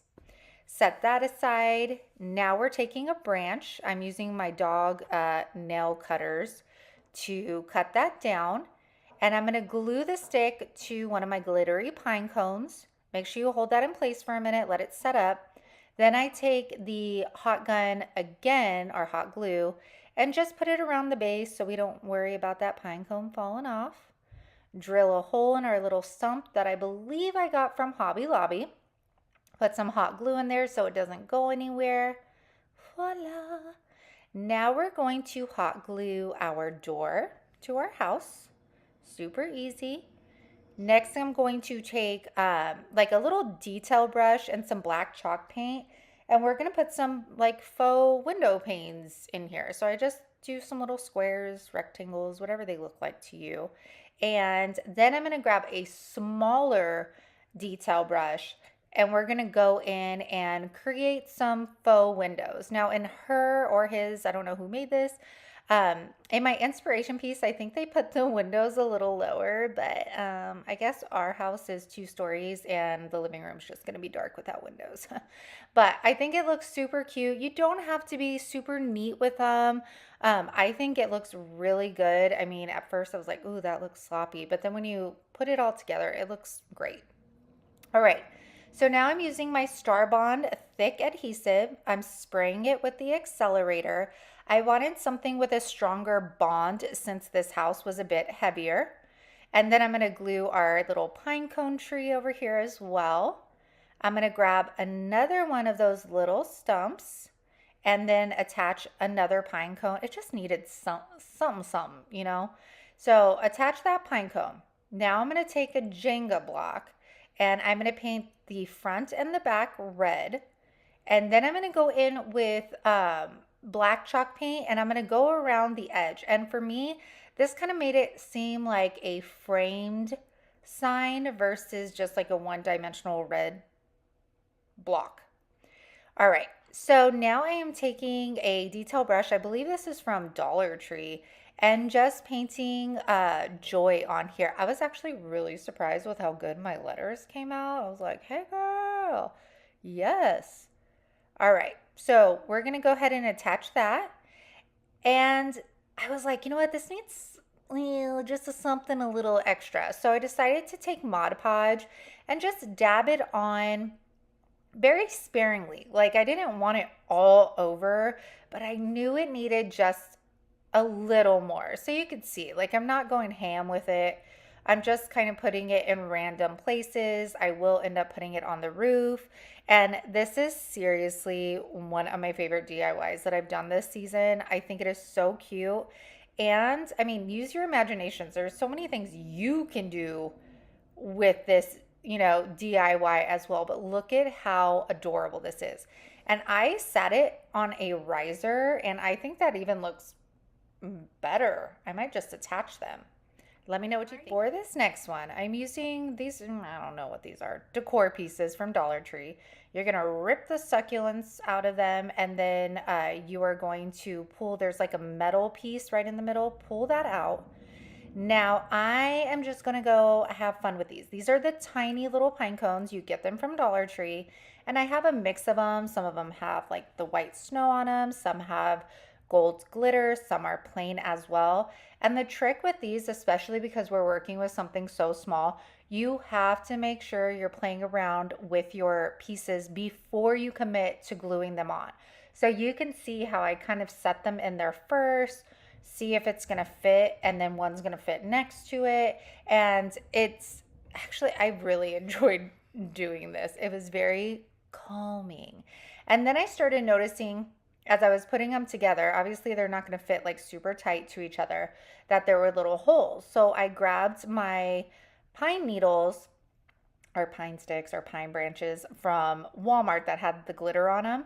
And I started just cutting off little bits and pieces of them and sticking them in those holes to fill the place, blah, blah, blah, blah, blah.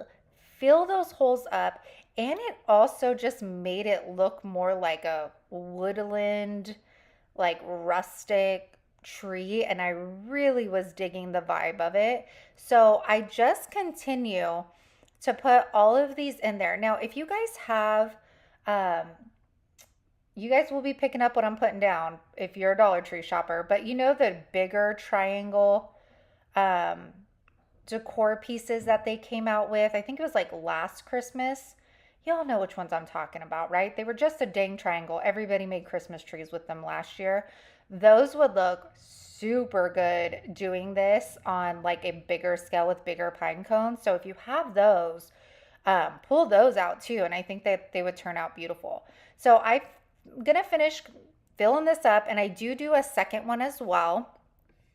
Next, I take some finial caps. I get these from Walmart, and I'm going to use my little antique stain here, let that dry up, and then I decide, since it had those little white pine cones in there, that I wanted to kind of give it a whitewash look.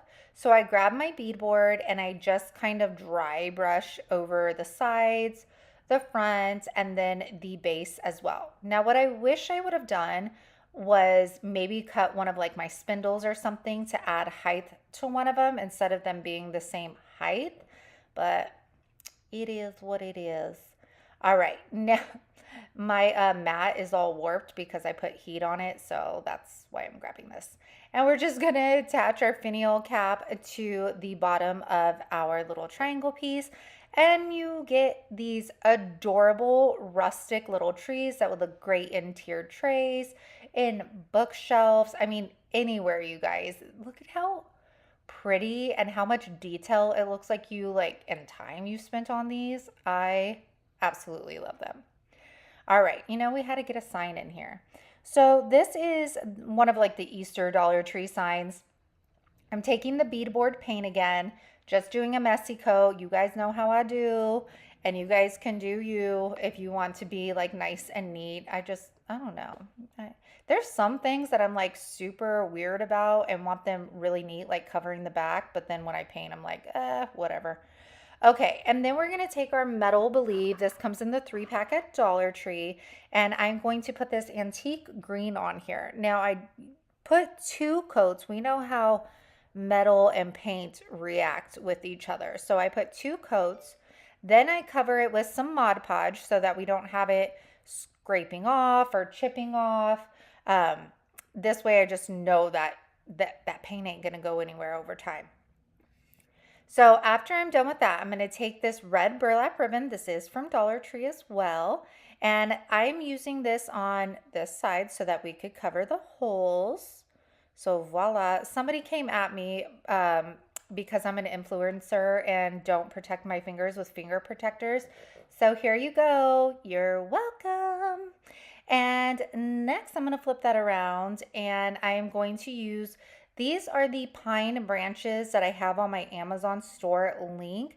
I am going to hot glue these on. Now make sure you hold them down for just a little bit. They take just a little bit of time to set up. And then I'm going to attach this other one.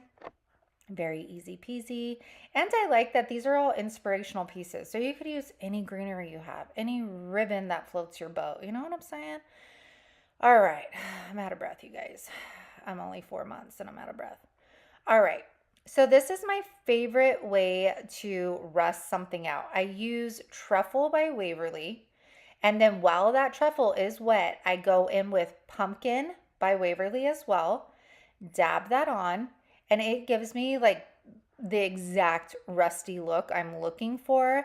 As I dry it, I'm like, still a little too much brown. So I just dab a little bit more of my brush into the pumpkin. And I mean like a little bit, you guys. You want it like speckled on there. Let that dry. Turns out absolutely fabulous. Exactly what I was going for. So once that is done, I then take the Mod Podge. We're going to cover that up as well. Again, you guys know when you put chalk paint on like a metal surface, it easily scratches off. That's why we're doing the Mod Podge. So I hot glue that to the top. Now, once I hot glue that, you could kind of still see the top of the branches, which wasn't working for me. So I grabbed my red twine. I believe I got this red twine at Michael's like, I don't know, a long while back. I'm going to make a finger bow videos down in the description box. And I'm going to hot glue that to the top of our bell, which ended up working out because it almost looks like the bell and the branches are hanging from the bow. So I liked it. All right, so then I'm going to take this vinyl decal that I made on my Cameo. This is just a glossy red permanent vinyl. And I'm going to put that on here. Now, I do attach the Believe, and you'll see that, but I just wanted to explain that. I do go in later, and I didn't film it, so sorry. But I did that rust technique on some wood bells from Dollar Tree, and I ended up putting it on top of the Believe. So I didn't film it, but that's how I got like the look of the bells, and then just did little finger bows, which you'll see on the final reveal. So for the Believe, I'm just applying some Star Bond adhesive. It's just easier and less messy than using the hot glue. And you guys know when you put hot glue on the back of these things, they like dry so fast. It just never works out. All right, so turn that sign around. We're gonna get some red twine, attach them to the back for hanging. And then I do cover the back of this sign with some paper that I got at Dollar Tree. So I'm just tracing it out. Usually I would just lay it on top and then cut it out with my craft knife. But since we got all the ribbon and twine on there, I did have to trace it out first. Then I'm gonna cut it, and I'm just showing you guys, if I have some first time viewers here, how I do it. I cut it out, we'll flip it around, and then I will start on one side and I just start hot gluing it down. This just makes your Dollar Tree project go up a notch. You know what I'm saying? Nobody wants to see this haggard Easter ripped up sign on the back. It also allows me to put it in my booth and nobody knows what it previously was. You know what I'm saying? Just finish it. If you're going to do it right the first time. My mama always said. All right, and this is how it came out. So you can see I added the bells on the top. The rust matches the rust on that beautiful bell over here. I think it is super pretty, very Christmassy, and love the saying. So I hope you guys like it. Let me know what you think. All right, so our last DIY is super easy peasy. I'm sure you guys have seen it a million times. So these aren't Dollar Tree, but they're $1 from Dollar General. So we're gonna make it work. Okay, so I'm taking the beadboard. We're gonna go ahead and paint these. What I love about DIY paint is that it's clay based and it gives it like this more of, I'm gonna say chalky when it's not chalk paint, maybe matte, dry look, I guess you could say. And you don't have to use multiple coats. Like I just put one coat of this on here and I'm good to go, and I'm happy with the look of it. So I really enjoy using the DIY paints. And again, I'll link Bree's website down below so you can check them out. And the paints come in all different beautiful colors. So I'm going to hit the sides, and then we also do the top as well. We're then going to go in with this red twine that I showed you before. Again, I think I got I know I got this from Michael's. And I'm going to wrap this around. Now, I know a lot of people usually only put like a little bit of hot glue and then kind of like wrap it around, then finish off with hot glue. I'm always afraid that like the twine's going to loosen up or it's going to unravel. So I do hot glue all the way around just to make sure it's secure. I end up going around 5 times. I thought that was the perfect like width of the twine to make an impact on what is going to be, I'm sure you guys guessed it, a bell. So I finished that up on the second one. Then we're going to drill holes on the top. Make sure you're wearing protective eyewear because the shards of metal do fly up, so be careful. And next we are going to take our nautical rope after I clean everything up, push all those little pieces down, so be careful, you guys. And okay, so now we're going to take the nautical rope, feed it through. I'm going to tie a knot, and then we're going to push it back through. Now I'm taking my whole strand of nautical rope here because I don't know what length I want it yet. So you can see I'm going to pull it up, and then I'm going to add a little bit more length so that I could do a big knot up top. This way we have something to hang it from. Now the one on the right I haven't tied yet, so I'm going to play around with the lengths because I want them staggered. I don't want them side by side. Then I'll tie that knot off, cut it off, voila. But we're not done. All right, so then I take my sanding block from Dollar Tree. I'm going to distress this just a little bit. Not a lot, just a little bit. Okay, all right, I know, I'm funny. Okay, so after I'm done with that, I then hot glue the... Is this like the inside, the base of the knot? I don't really know what to call this. I'm really great at explaining things, but you could see it right here. I'm hot gluing. This way the knots don't go up and down the rope and move around. I don't want to move it around. Now this is where it gets fun, and I feel like the possibilities are endless. I kind of just couldn't stop adding, at this point. But I added some pine branches. Then I had, I think the berries came from a random Dollar Tree pick, and I'm going to hot glue those on there. Then I decide I want this bird. Is this a cardinal? Is this what do you call the red birds? I don't know. I was going to say a mockingjay from Hunger Games, but that's definitely not it. All right, so I just wrap those around, hot glue them. I'm going to add some pine cones to the back just to kind of like even out the whole look of it. And then for the left bell, I end up going a totally different route and putting some pine cones on. But really, this is just your time to like make it your own. I don't think that the video of this, like the reveal, does this justice because it looks so beautiful in person, but I just like could not get the right shot of it. But let me know what you guys think. It's a super easy DIY. Like I said, all of it's Dollar Tree. So I hope you guys enjoyed this Dollar Tree Christmas video. And I hope you guys have an amazing weekend with your friends and your family. And thank you so much for spending your time with me.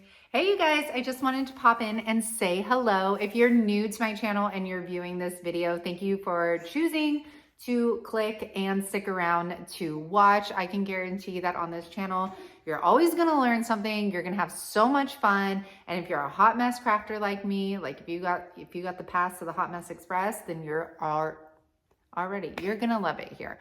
I have all my links down in the description box. We have a TikTok, we have a Facebook group where we share our DIYs.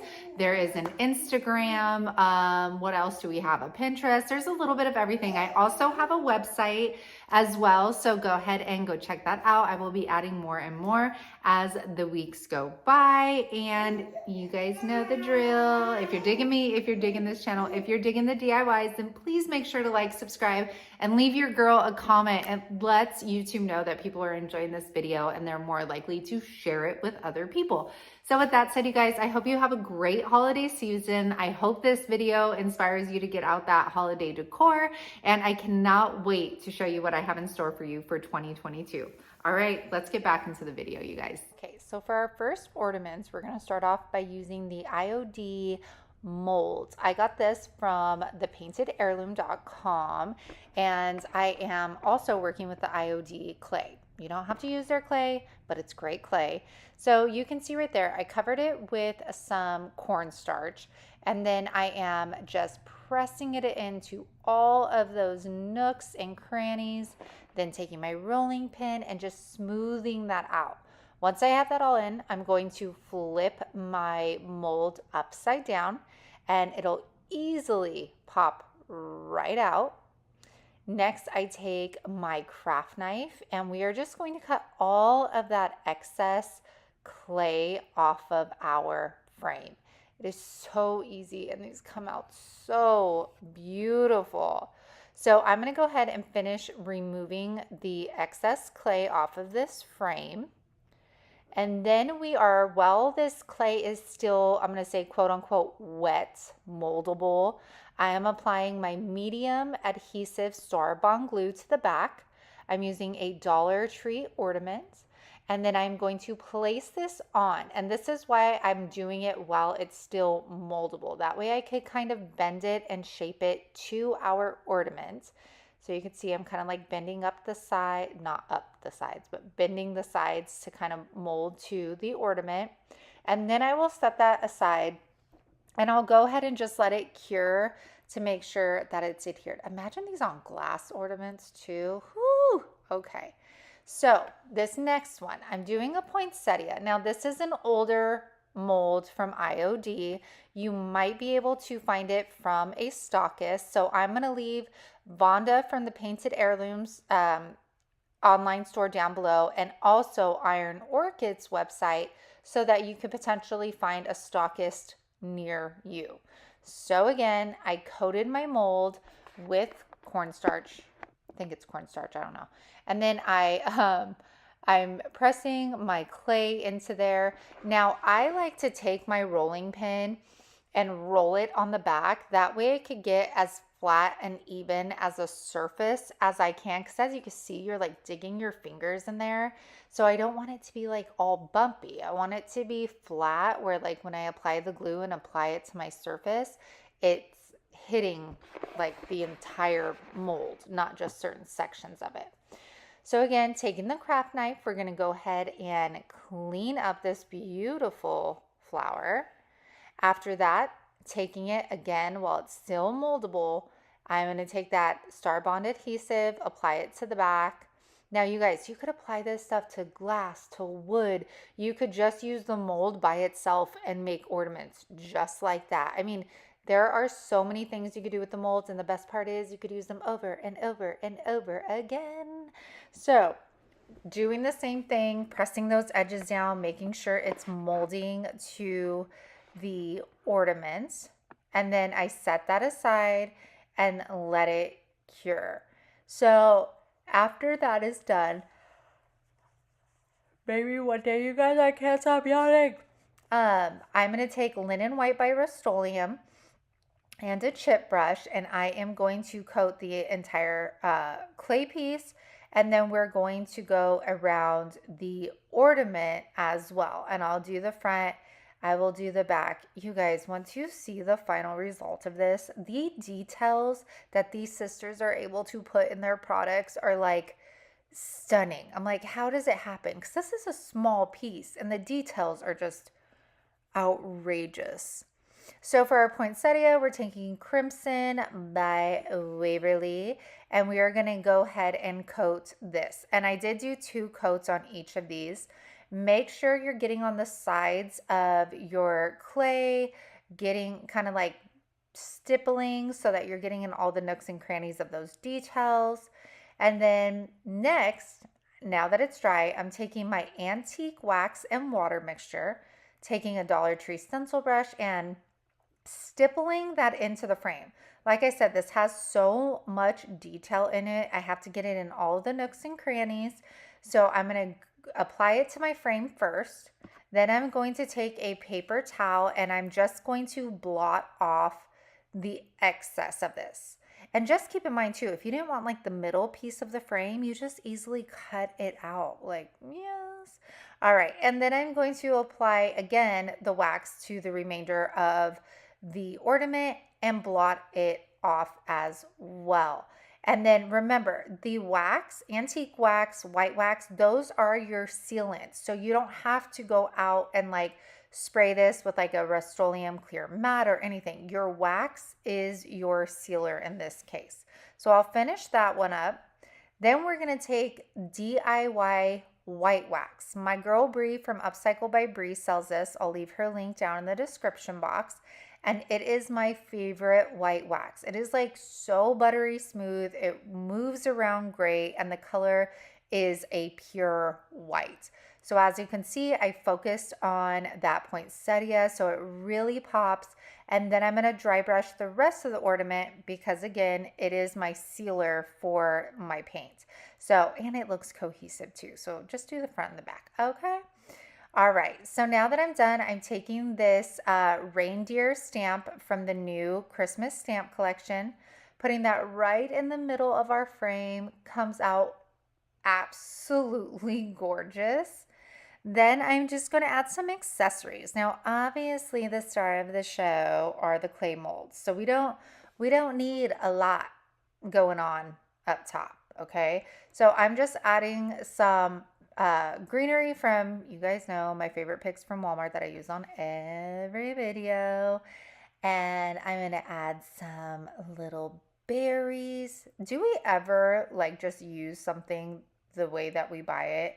I feel like as crafters, we deconstruct everything we buy. All right, so then I just add a twine finger bow. I will leave that down in the description box for you. I've been really good about actually following through with leaving things down in the description box, by the way. So I am going to accessorize the reindeer ornament in the same fashion. And you guys, I cannot wait for you to see these. Look at these. Look at how gorga. Oh my gosh, the detail. Do you see the detail in the frame? In that reindeer stamp. Like, oh my gosh, these are extraordinary. I wish I would have made more for my booth, but I absolutely love these. All right, this next ornament is super easy, but I'm going to be showing it a couple times because we have new crafters here. So for this ornament, we are going to be making tassels. I'm using this bigger tag. I think it's one of the tags from Dollar General, and I'm going to wrap my twine around it. Now, of course, the more you wrap around, the thicker your tassel is going to be. I made some that were like less, some that were more. I prefer it with more. So now I'm going to take a second piece of twine. I'm going to put it through the loop, double knot it right on top. Then I'm going to take a 20 millimeter wood bead, place that through, and then double knot it right on top of that bead so it doesn't go anywhere. And then I'll make another knot at the top, and this will become the hanger for our ornament. Next, I take another piece. We're going to go about an inch down, and we are going to double knot this again. Now, keep in mind, I do not cut the bottom of this tassel, and you'll see why, and it's preference, of course, too. So after we're done, yeah, okay, wrap it around. There we go. After we're done, I'm going to take these, hold on, I got to fan her out. Her dress. This galvanized heart. So I took these off of Valentine's Day Dollar Tree signs, like, I don't know, a long time ago. And now I'm going to hot glue this tassel to our heart. And we have this beautiful tassel angel, and they are breathtaking. So since this was so easy, I wanted to show one more time for those of you that are new to making tassels. Taking twine. Now this one I want to make very thick because I'm going to be using a bigger galvanized heart. So again, we're wrapping it around until you get it to the thickness that you want, and then I'm going to cut it.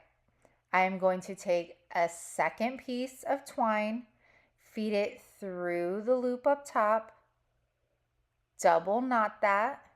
It's super easy. And this is how you would make them too, you guys, if you wanted them on like a wood bead garland or something. I'm going to feed our bead through, double knot that on top. Gotta cut those off. All right, so now we're taking that third piece. We're going to go an inch down from what is our angel's head. Okay, oh, my bead starts coming loose. Got to double knot that. Don't want it going anywhere. Don't want to lose the angel's head. So go about an inch down, and you can see how like this top piece like essentially makes the bodice of our angel and then the bottom flowy part of her dress. It is just so stunning. And so we are going to go ahead and get our heart. So this is a bigger one. I'm going to put the hot glue on the back of what is her bodice, I guess. Is bodice the right word? I don't know. I guess you guys will tell me, I'm sure. So I apply it to the back and make sure it's, kind of flat. It's going to be easier to adhere to your heart. Look at how cute. All right. And then this is how they look. So you can see the white one, I actually cut the tassel and she looks gorgeous. And then the other two, I left the tassels as is and didn't cut it. So you guys, let me know if you're going to be making these for your Christmas ornaments. Now these next ones are so easy, and you guys, like I said, to do with the kids. If my kids had been home from school, they totally would have been joining in with me. So these are the wood mugs, I guess they would be called, from Dollar Tree. On the front, I am going to paint it up to like where the whipped part starts. But the back, we're going to completely coat in the green paint. That way, if it happens to flip around, it looks like a finished piece. Or if you're selling them, you got a finished piece. Then I'm going to take, so that is vintage green, I think, from Plaid. I'll leave the link down below because I always get the name wrong. And then I'm going to take Crimson by Waverly, and we are going to do the same thing. These would be so cute, you guys, if you were making them for like the entire family. Like I said, for your kids to get involved. They're just like really fun, easy ornaments.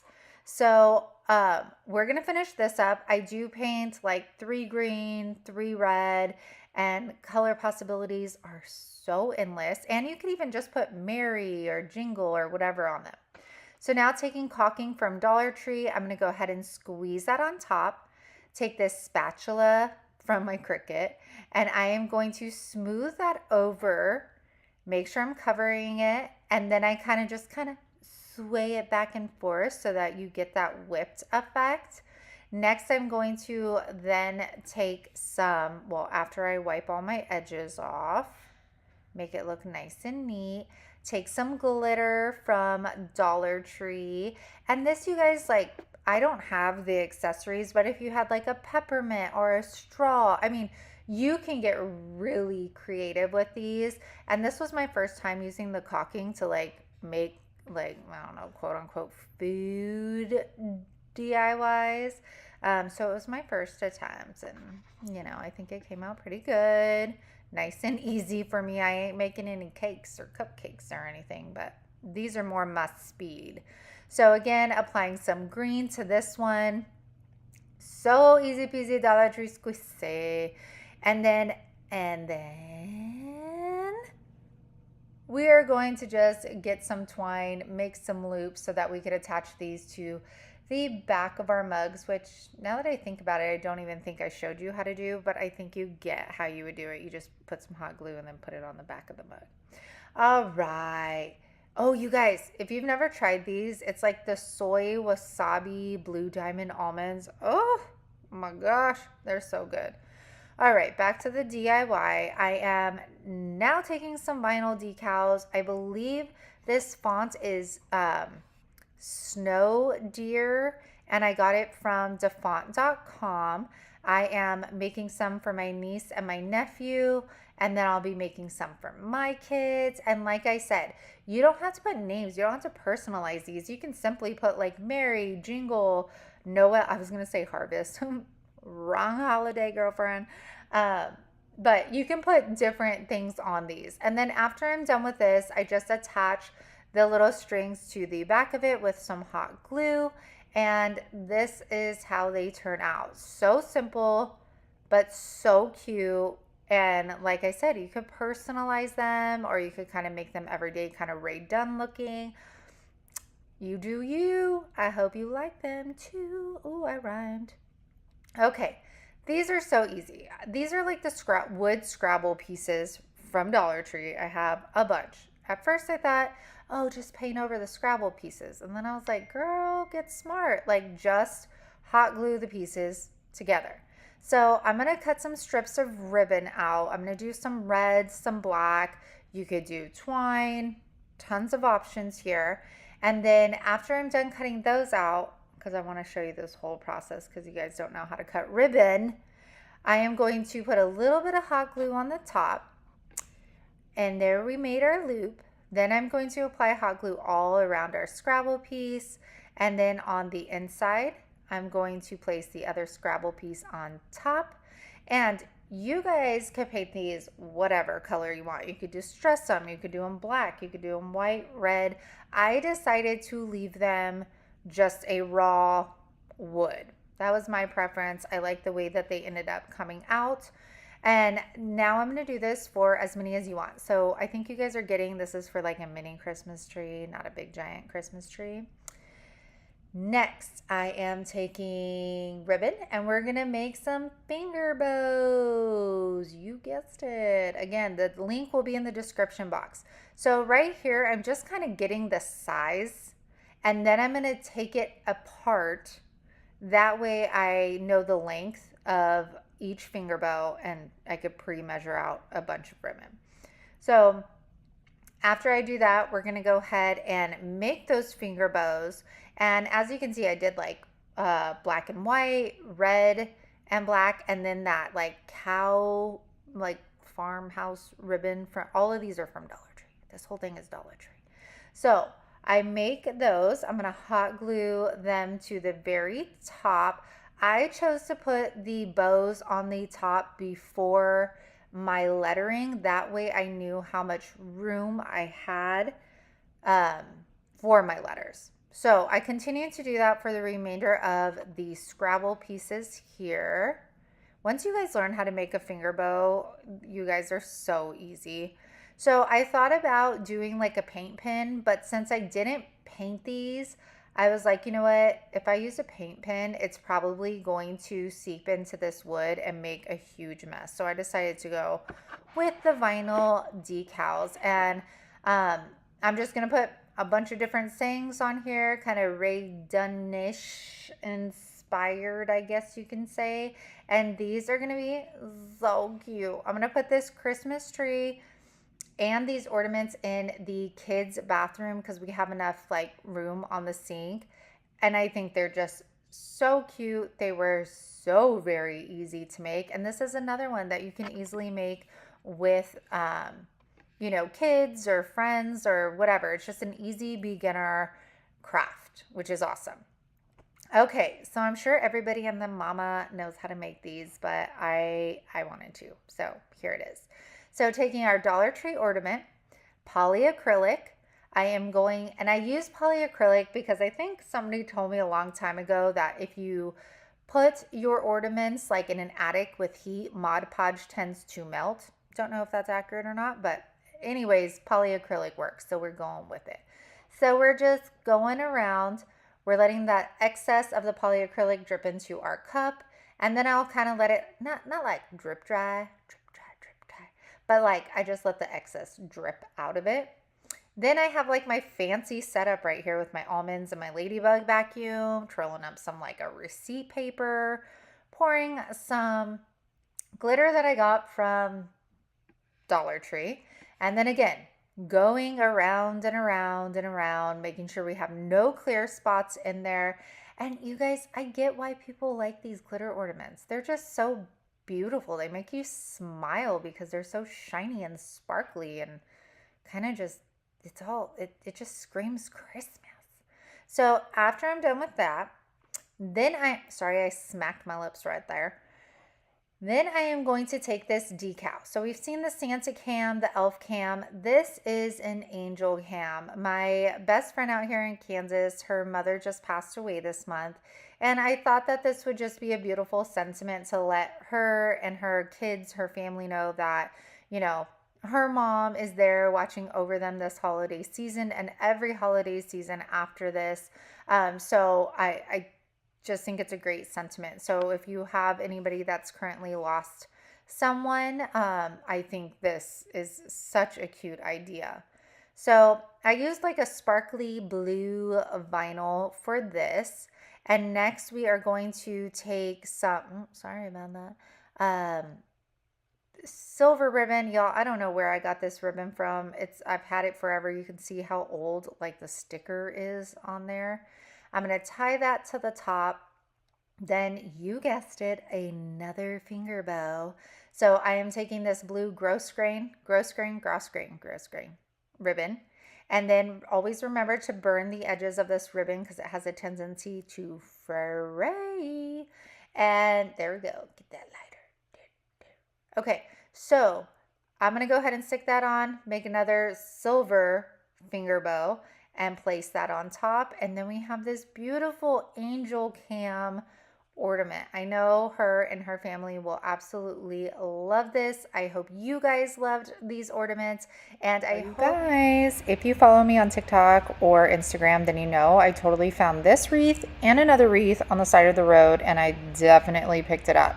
So you tell me, would you pick up free stuff off the side of the road, or is that like a no-go for you? Because I have no limitations when it comes to free.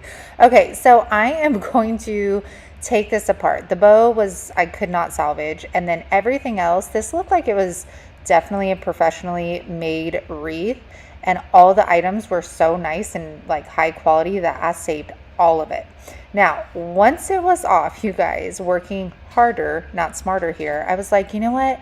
I need to take this hot glue off. I'm going to heat it up. I'm going to scrape it off. So that's what I'm doing here. Okay, and I definitely did not need to do that, but maybe if you had no other choice, here you go. This is how you would take the hot glue off of a wreath. All right, now we're going to take a scarf from Dollar Tree. I fold it in half. This is when I realized, you guys, that I could easily just flip the wreath over and look, no glue, hey. So you're going to butt up that side of the wreath with the crease of your scarf, like the middle point.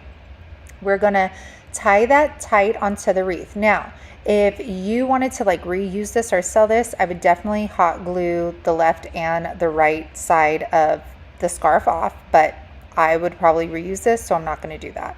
So did not like that white tag, so I'm just going to cut a little strip off of our scarf. Don't worry, it's not going to show, none of that.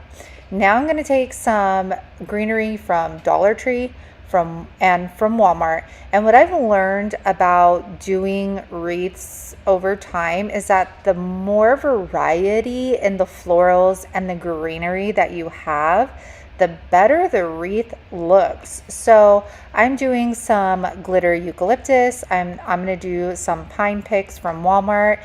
And like I said, I want to reuse this grapevine wreath. So I don't hot glue any of my stuff in. And it holds, the wreath is so tightly wound that it holds all of these with no issues at all. But definitely pick you up one when they're on sale at Hobby Lobby, or if you find them on the side of the road, because it's definitely something you could keep using and using over the years if you don't mess with hot glue. If you're going to resell it, please hot glue it, okay? We don't want it falling apart on the customers here. Okay, but after I'm done with that, I decide I want to make a bow. You guys don't have any idea what I'm doing with this bow. I'm just going with the flow. I make 4 strips. Sorry, I did not measure this because I was just winging it. Then I'm going to layer them on top of each other. So the black, the burlap, black, the burlap. Then I am going to create a circle. Make sure your ends are overlapping because we don't want our bow falling apart. I'm going to fold it in half to find our middle point. I'm going to cut some little slots, that didn't make sense, on the sides and use my zip tie I'm going to get that really tight, and then I'm going to fan that bow out. Now, I'm going to take another zip tie. I'm going to feed it through my grapevine wreath, and I'm going to put it through the zip tie that's on the bow, and then feed the zip tie through it, lock it up. We're good to go. I'm going to put the original little jute hanger that was already on it, cut the little tails off. And you guys, was this wreath not so easy? And seriously, I mean, dollar florals, $1.25 scarf. The wreath was free. This is definitely my kind of crafting, okay? Inexpensive, but absolutely beautiful. So I hope you guys liked it. All right, so as I said, I say all right like at the beginning of each DIY. Sorry about that. So I took this calendar and I decided I was going to paint it red. Then I realized really fast that it would take like a million coats to cover this. So I'm going to take it apart, and I am going to trace it out onto some Hobby Lobby craft paper and cut it out. I think you guys know how to do that, so I won't make you watch me cut paper. Next, I take this Elmer's adhesive that wasn't smart. It got on my hand, it got all over the table, and once you place your paper down, you cannot move it. So I will say it is very adhesive, but I wish I would have used Mod Podge. Then I sand the sides down, get it all nice and clean. I'm going to take my little rectangle block, and I am going to paint that with crimson, and I'm going to do 2 coats so that I get that darker red color. I'm going to hot glue it back onto our little mug. And next I'm going to take some caulking from Dollar Tree. I'm going to squeeze that onto the top. I'm going to take my little spatula and just kind of, make it look frothy. And I then decide that I wanted like a cinnamon look. So I take my like a brown mica powder and dust that over the top. And what's nice about this is mica powder is like shiny, so it gives it a little pizzazz. And lastly, I take my decal. Now I cut this decal way too big, but you know what? No, I was not about to get up and resize this and all. Mama was gonna make it work, and I did. So I cut each word out, and then I just angled it, and look, it fits. So you guys, whenever you feel like, oh my gosh, this doesn't work, take a deep breath and figure out how you can make it work for you. So you guys, this was a very simple one, but I love it. It would make a great desk topper for a teacher at the office, something for your grandchildren to do every time that they come over. And it's so cute. It could fit in a tiered tray. So let me know what you think about this, and possibilities are endless because they make them in all different shapes. All right, for this, said all right again. Okay, so Dollar Tree containers, I've had these forever. We're gonna take 2 of them. I'm not gonna use the little black lid jar thingy-majigger. And I am going to paint one of them with crimson. I'm gonna do 2 coats of the crimson. I'm gonna paint the entire thing, even up to the top. And the second one, I'm going to use White by Waverly. I know it's a shocker, I always use plaster, but I thought I would just get wild and try white for once. So I do 2 coats of the white. I'm gonna go ahead and let those dry really well. And then, shocker, I am using DIY white wax. I feel like anytime there's texture or detail on glass or anything, I wanna put the wax on there because I want you to see all of those details pop out. So the DIY white wax link is down in the description box. This gray one of my amazing subscribers sent it to me from Canada. So I'll try to look for a comparison on Amazon, but I'm sure you could get different color waxes at craft stores. So after that's all set up, I'm gonna grab this brown and red twine, and I'm gonna wrap it around quite a few times and then tack it off with some hot glue. Then I'm going to make a multi-loop finger bow, so about like 4 times I'm going to go around so it looks a little thicker, and I'm going to hot glue that to the front. So remember, it has words on it, so you could get the center pretty easily. We're going to keep some tails on that little cutie, and next we're going to grab some floral foam. I'm going to hot glue that inside the jar. going to take a Dollar Tree Christmas tree. Now keep that wood base on the Christmas tree. What I did first was take the base off. I attached some crazy wire thing on there, try to stick it down in the foam, and then I was like, oh my gosh, why didn't you leave the base on and just hot glue it, you know? Woo, I do all the work so you don't have to. And then I put some Spanish moss in there because I feel like Spanish moss makes it rustic. And this is how cute these are. I don't think they would necessarily fit in like a tiered tray, but I think these would look so great on you know, like a sofa table, a bookshelf. There's so many possibilities. You could reuse the glassware after. I'm all about reusing decor after the season's over. So I hope you really liked these cute little trees. Right, you guys, we got a laywood round.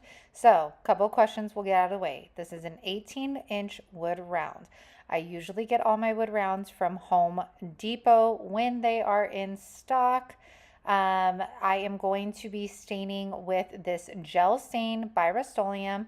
I actually got this at the Dollar Tree. Usually I use oil-based stains, and I will use a microfiber cloth to apply the stain. I think that got all of it out of the way. All right, so with this gel stain, well, any stain, you're going to stain it with the grain of the wood.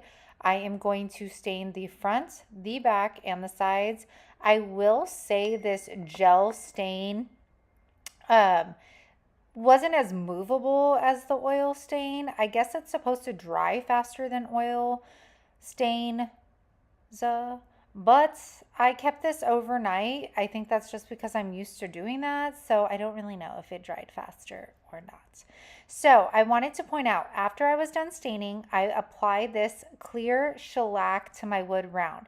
This is going to keep the knots of the woods and any of the stain from peeking through our bright white paint. You could also use this stuff on things like, you know, vintage furniture, so that like you don't have the tannins coming through or the oils coming through.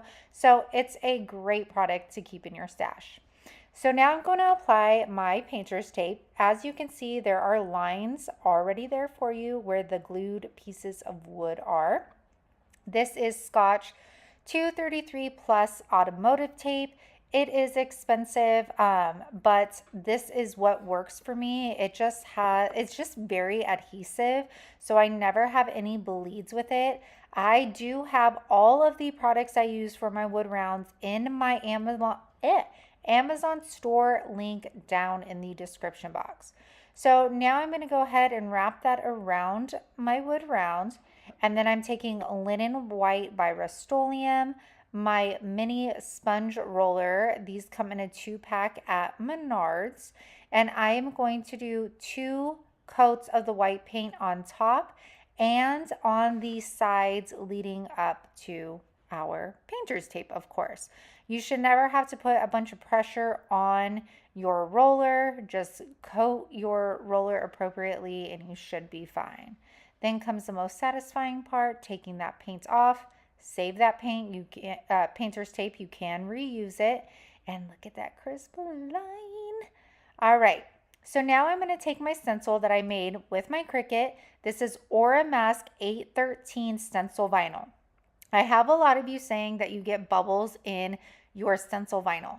I highly recommend, if this is something that you are going to continue to do, to invest your money in the big roll. I think it's like $63.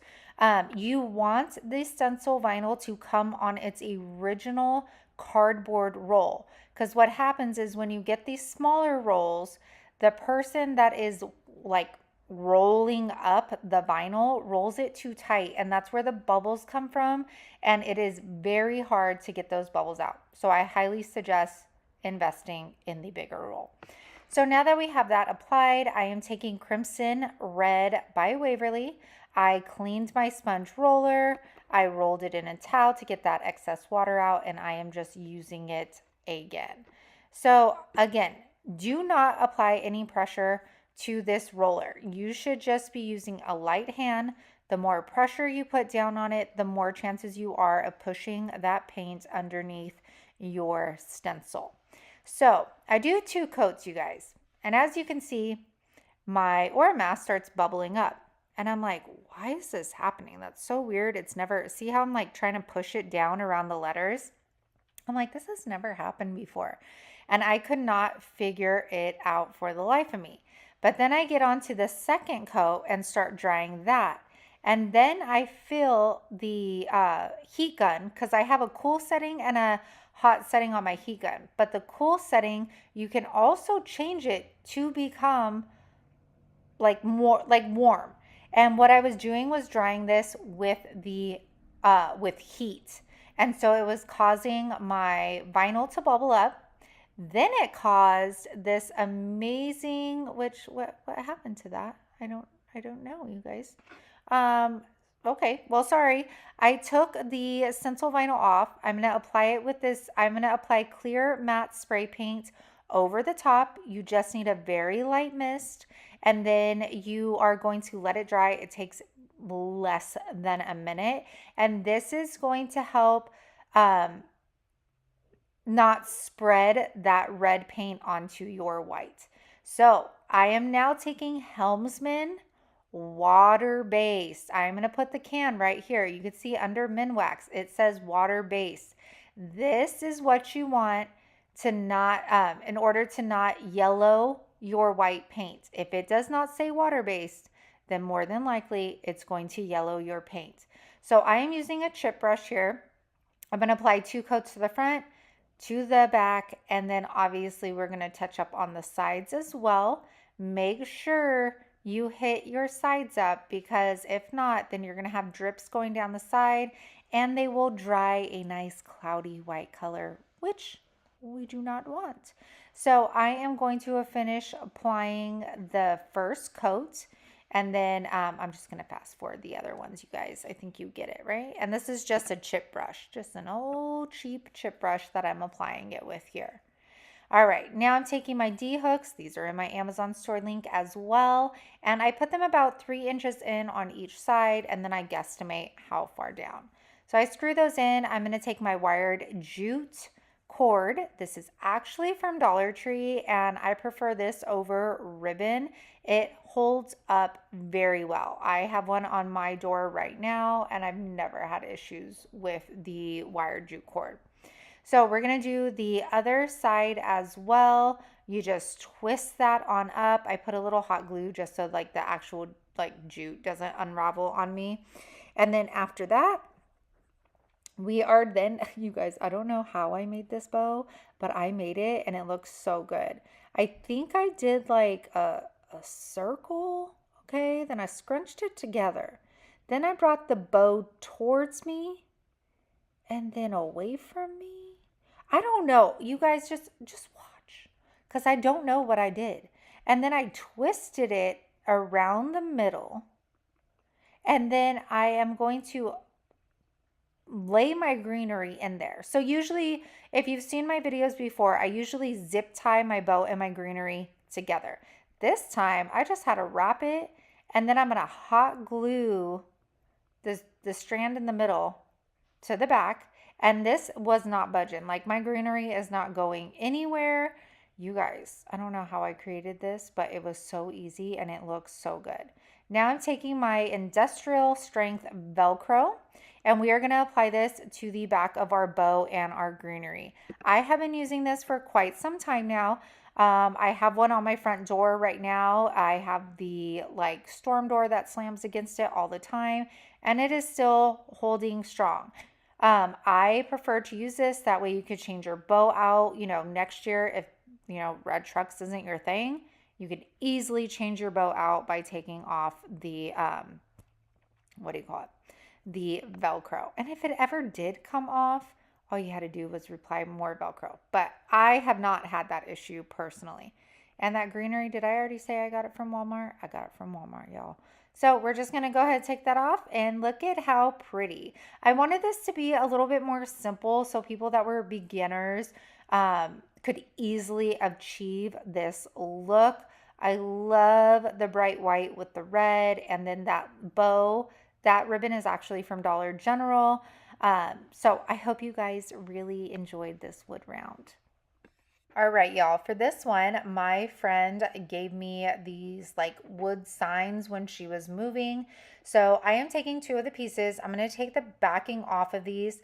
Literally everything I either got free or I got on Facebook Marketplace. Even the wood round my girlfriend Tina gave me. All right, so we're going to go ahead and paint the front and the back and the sides all linen white by Rust-Oleum. I think I only had to do one coat on these. And then as you can see, we have the four pieces. The two smaller ones are going to connect our two wood pieces together. So I'm going to fast forward this. Now, you guys, do as I say, not as I do, because I did not apply any wood glue to this.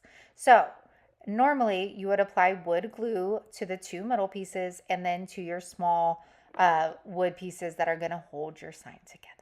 I did not do that.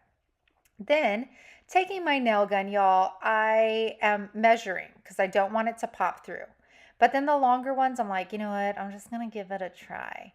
Your girl knew what was going to happen. And it happened. It busted through the front of the sign.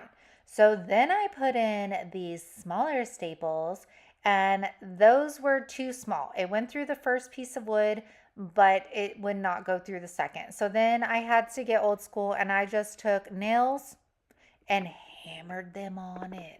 I had to.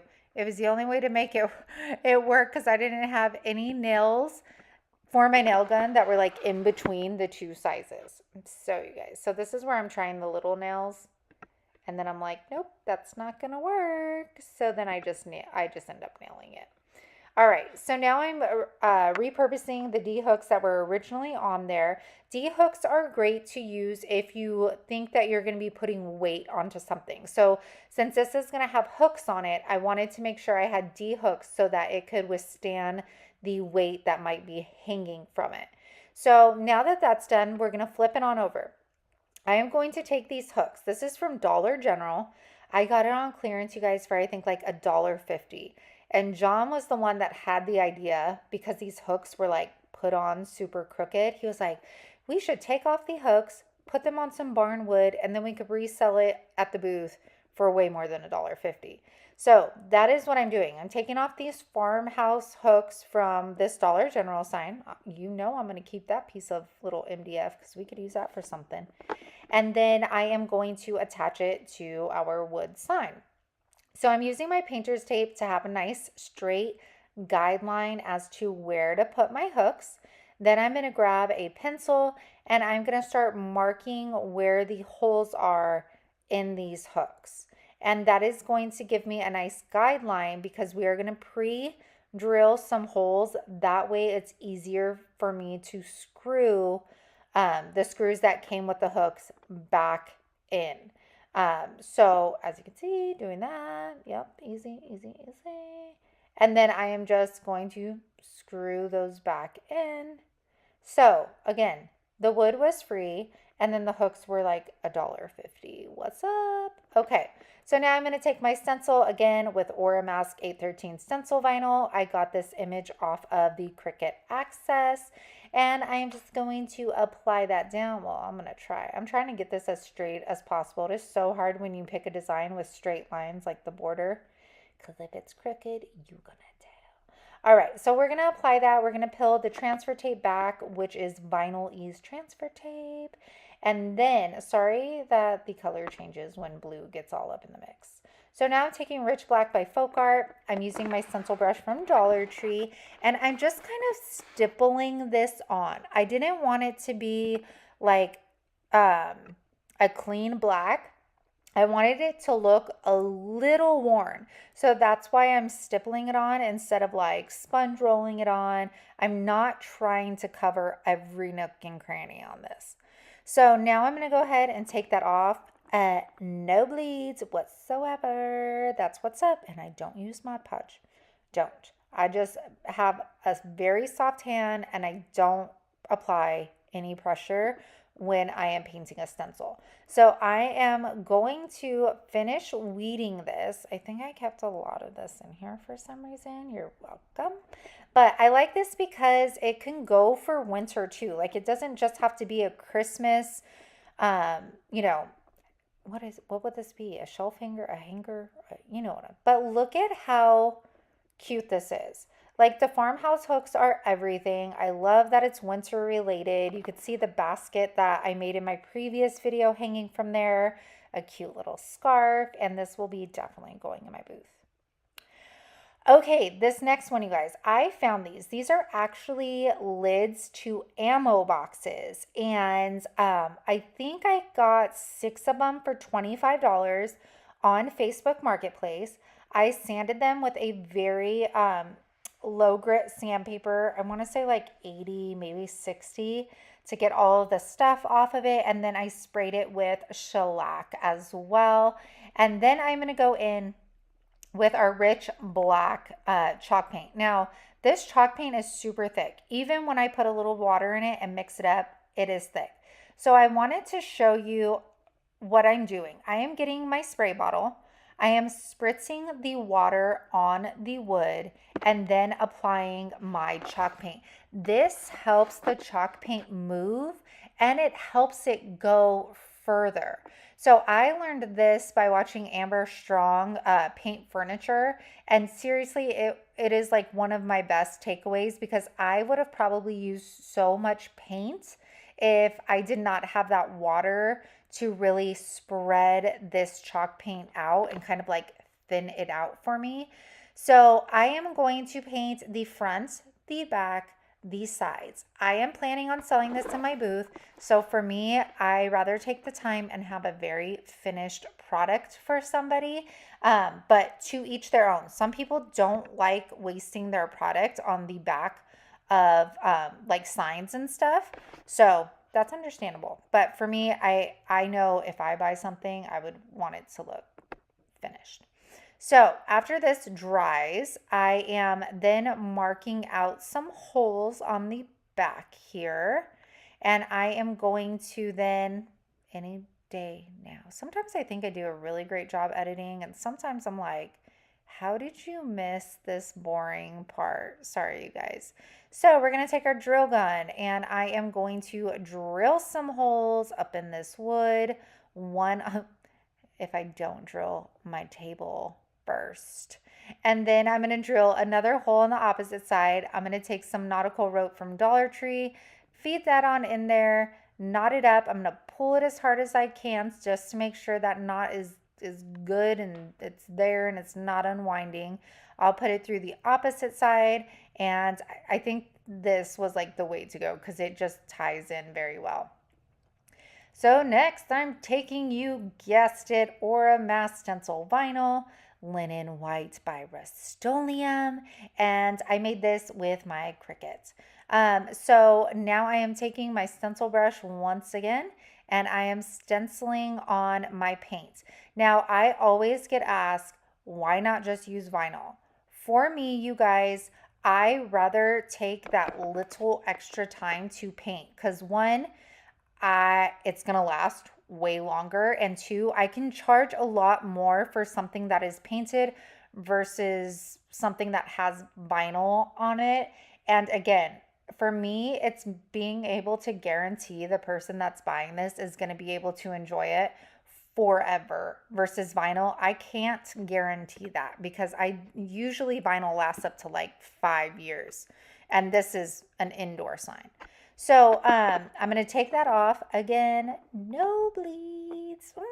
My favorite part. Okay, so after I'm done weeding that, as you can see, I'm brushing off that chalk paint. And then I'm going to take my IOD stamps. You guys have seen me use these multiple times. I love the snowflake ones. I don't know why. So I'm just applying some white chalk paint to them. And then I'm going to put these sporadically on here.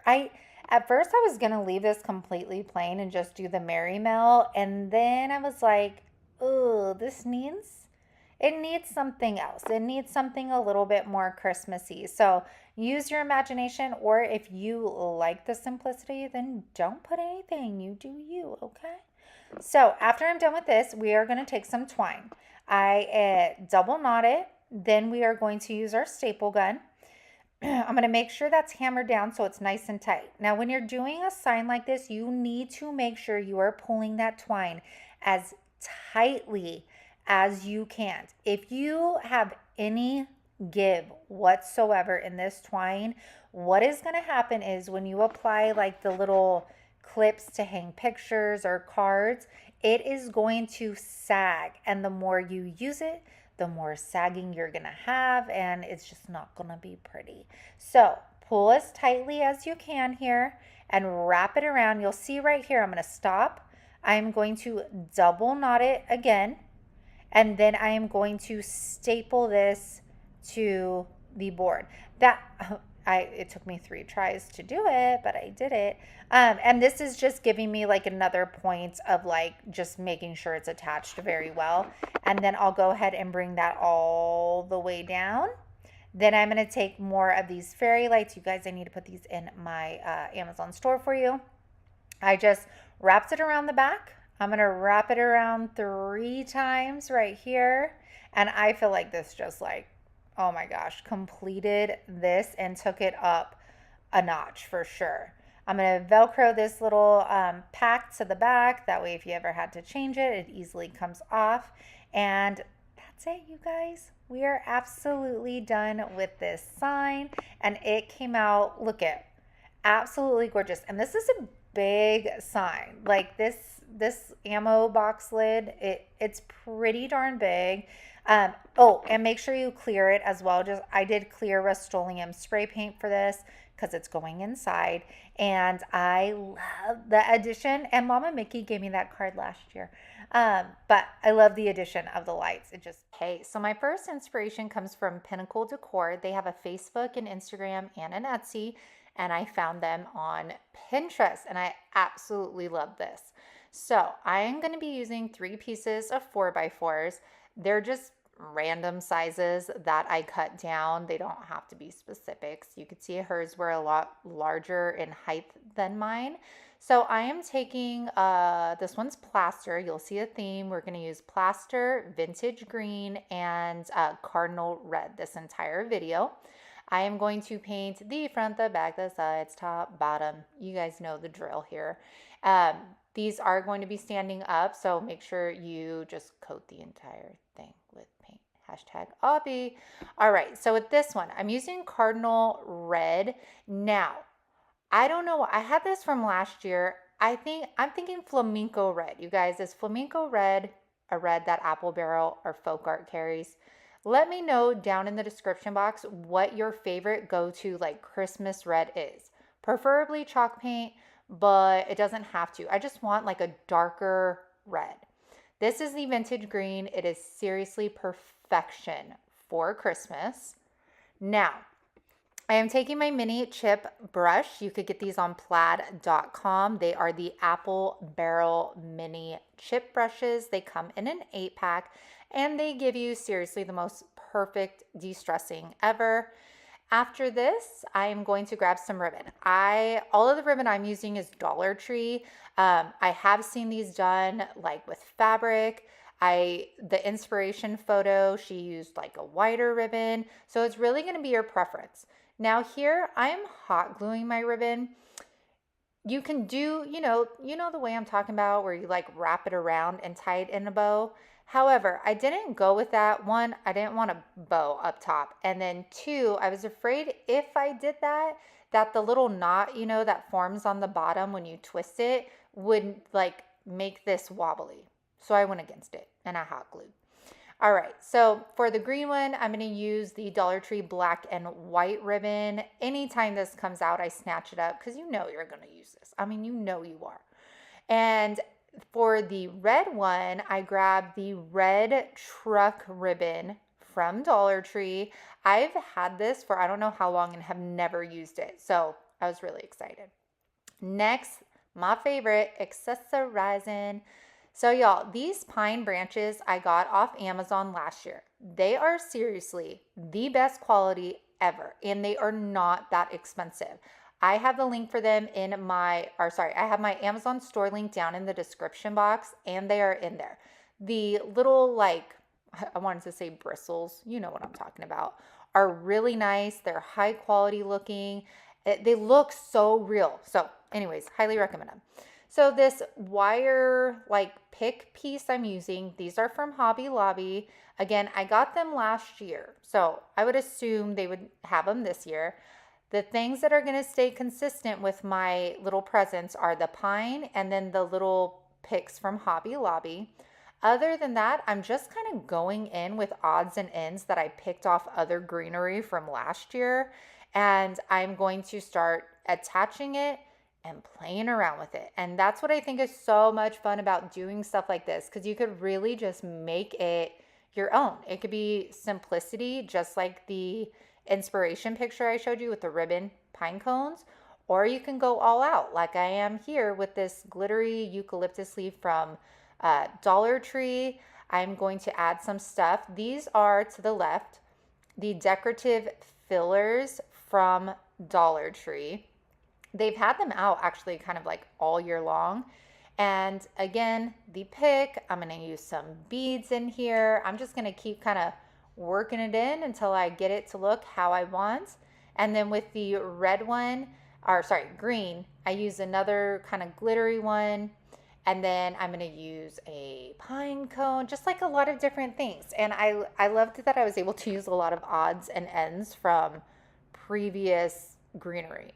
So this is how they turned out. Look at how stinking cute these are. These are going to look cute on a coffee table, on a tiered tray, on so many things, and they will be great if you sell at vendor shows or have a booth. These are going to do amazing. Let me know what you think down in the comments about this, and make sure to check out that website. This next one is from BurtonAvenue.com. Saw these, first thing I thought was pumpkins, and then I was like, yes ma'am, why can't we make them ornaments? So these are random scrap wood pieces. You guys, if you don't have something to cut wood, go to your local hardware store, Lowe's, I don't know why I add an L to the end of that, Home Depot, Sutherland's, and they will cut the wood for you. Just tell them what size you want it, and they will cut it for you. So I am going to paint these with the vintage green, and then I use the cardinal red. After I'm done painting these, now these are going to sit up, so make sure you're painting the back of them and the top of them. You don't want just a plain black back. That'll look really weird. Now after this, I take that mini chip brush again. I'm adding that antique wax. Now the antique wax, one, I think makes it look a little bit more rustic, and two, it darkens up the paint. I definitely needed this for the red because it still had like that pink undertone to it. So this really helped with that. You'll see it right here. Yeah, you could see it a little bit more on the red right here. And I just really love how it deepened the color. Now I'm using these vintage wood knobs. I took these off of a dresser I recently upcycled.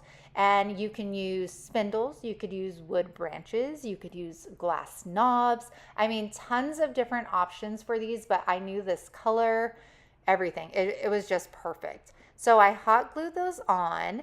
Now, of course, we're going to start adding some pieces on here. So for this one, I'm using those Hobby Lobby picks. I'm going to add another one on the opposite side of this, making sure to hot glue the like wire part down so it does not move around on me. It wasn't long enough to kind of wrap around the knob, so hot glue is a good choice.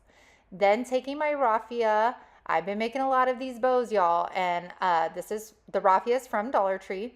All I do is wrap it around in a circle around my fingers and tie a piece of raffia in the middle, and you have yourself the easiest, most rustic, cutest bow ever. I love the way that these turned out, and I feel like I've been using them on a lot lately.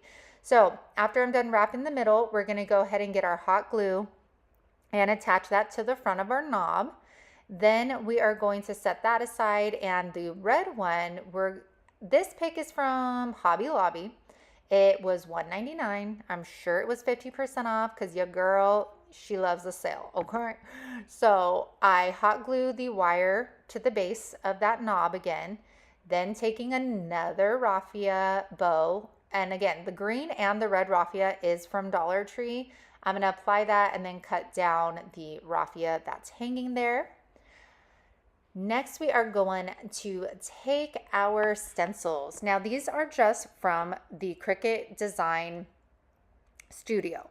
I highly recommend y'all, if you have Cricut, to pay for the design access. It's just really nice to be able to go in there, grab these designs, cut them out, and not have to spend a lot of time designing if you can't. So here I am, I'm taking the, taking the stencil brush from Dollar Tree. I'm using plaster once again. Now, a nice little trick with these stencil brushes, sometimes they come super wiry. This was a new one, that's why I keep plucking out the bristles. Cut the tips of the bristles off and it'll give you a nice flat like stencil brush. All right, I always have to include peeling the vinyl off because it's so satisfying to see the nice crisp lines it leaves here. All right, so I'm going to finish this one up. Then we are going to do the same thing with the red. I got another stencil here using the same color plaster. Yes, I am dipping straight into the Kool-Aid, okay? I have no shame. No shame at all. It is what it is. So we're going to finish this up. I do let this dry. I just use my heat gun on this one. I never use the heat gun on the wood rounds, but this I don't mind. So I'm going to go ahead and peel that back, you guys. And these came out so adorable. And I was like, you know what? We made these for pumpkins. Pumpkins are round, not square. Why couldn't we make little ornaments out of these? So I love how I took the inspiration, turned it in, made it into my own. I love the way they came out. I love the colors. I love the knobs on top.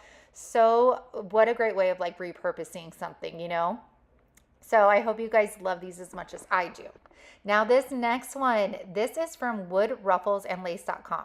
Y'all, her signs are so rustic and beautiful. You need to check out this website. Her stuff is stunning.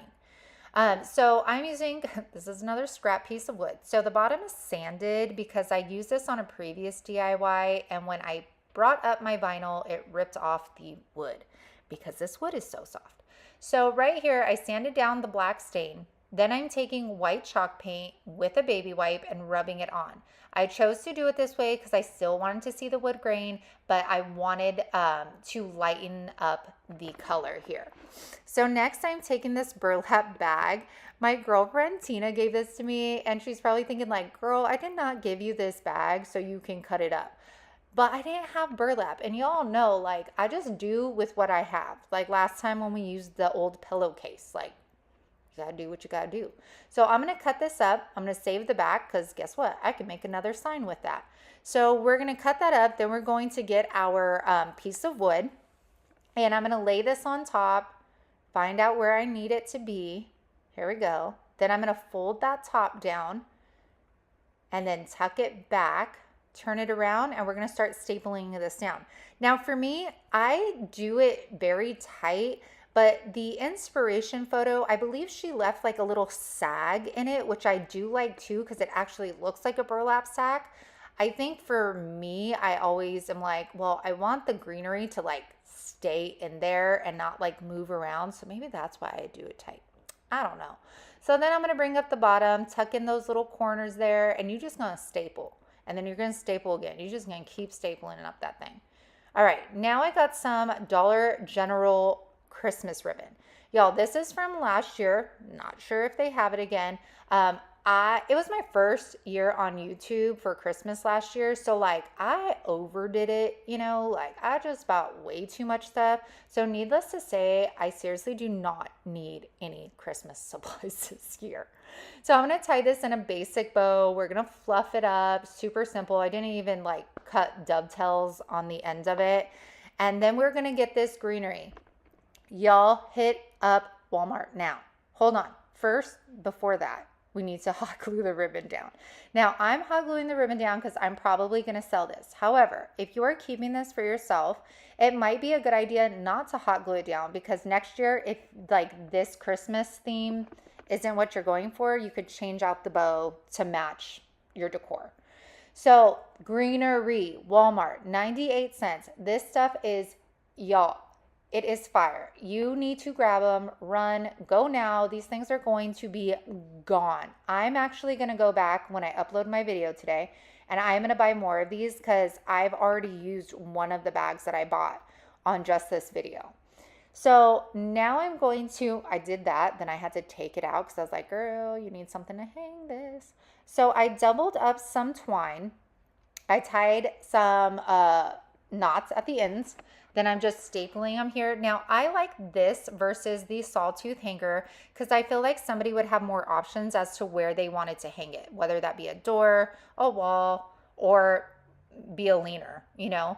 So now I'm taking my stencil once again. Y'all, please do not ask why I kept the greenery in there while doing this, but I did. I don't think my mind was right this day. I mean, it usually isn't, but you know.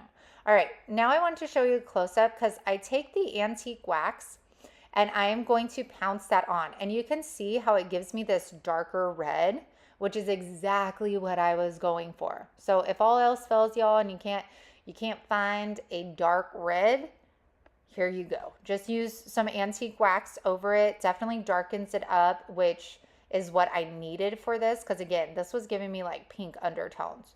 So after that, we peel it back and then I think everything is good until I get to this other edge and then it starts tearing up my wood. But you know what? I may do, just makes it look more rustic and that's okay with me. So you guys check out how this turned out. It is so stunning. I love, love, love the greenery, the beautiful bow with the red truck and snow and little black lab. To me, this is perfection and it's so easy to make. You could do this with a cabinet door. You could do this with a Dollar Tree sign. Doesn't matter. All right. Our last one here is from countrymomhome.blogspot.com. So I saw this and I totally took it a different way, but this is where the inspiration came from. So this is actually the like faux cabinet door thing from our old oak vanity. And we are going to paint this with Rich Black by Folk Art. This is a chalk paint. And we're going to use a technique that we have used before, but we're going to take it up a notch.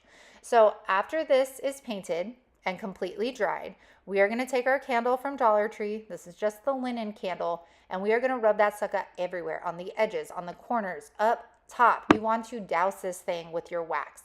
The more wax you put on, the more is going to come off. Okay, so keep that in mind. The more you put on, the more distressed it's going to end up looking. Now that we're done with that, we're going to go in with our red. We're going to cover all of this up with red. You'll see it kind of pulling apart because of the wax is there. That's totally fine, but cover the entire thing. It's okay how like I missed pieces, things like that. After that is dry, then we're going to take that candle wax again and apply it. Now I got this technique from Deidre from Our Upcycled Life.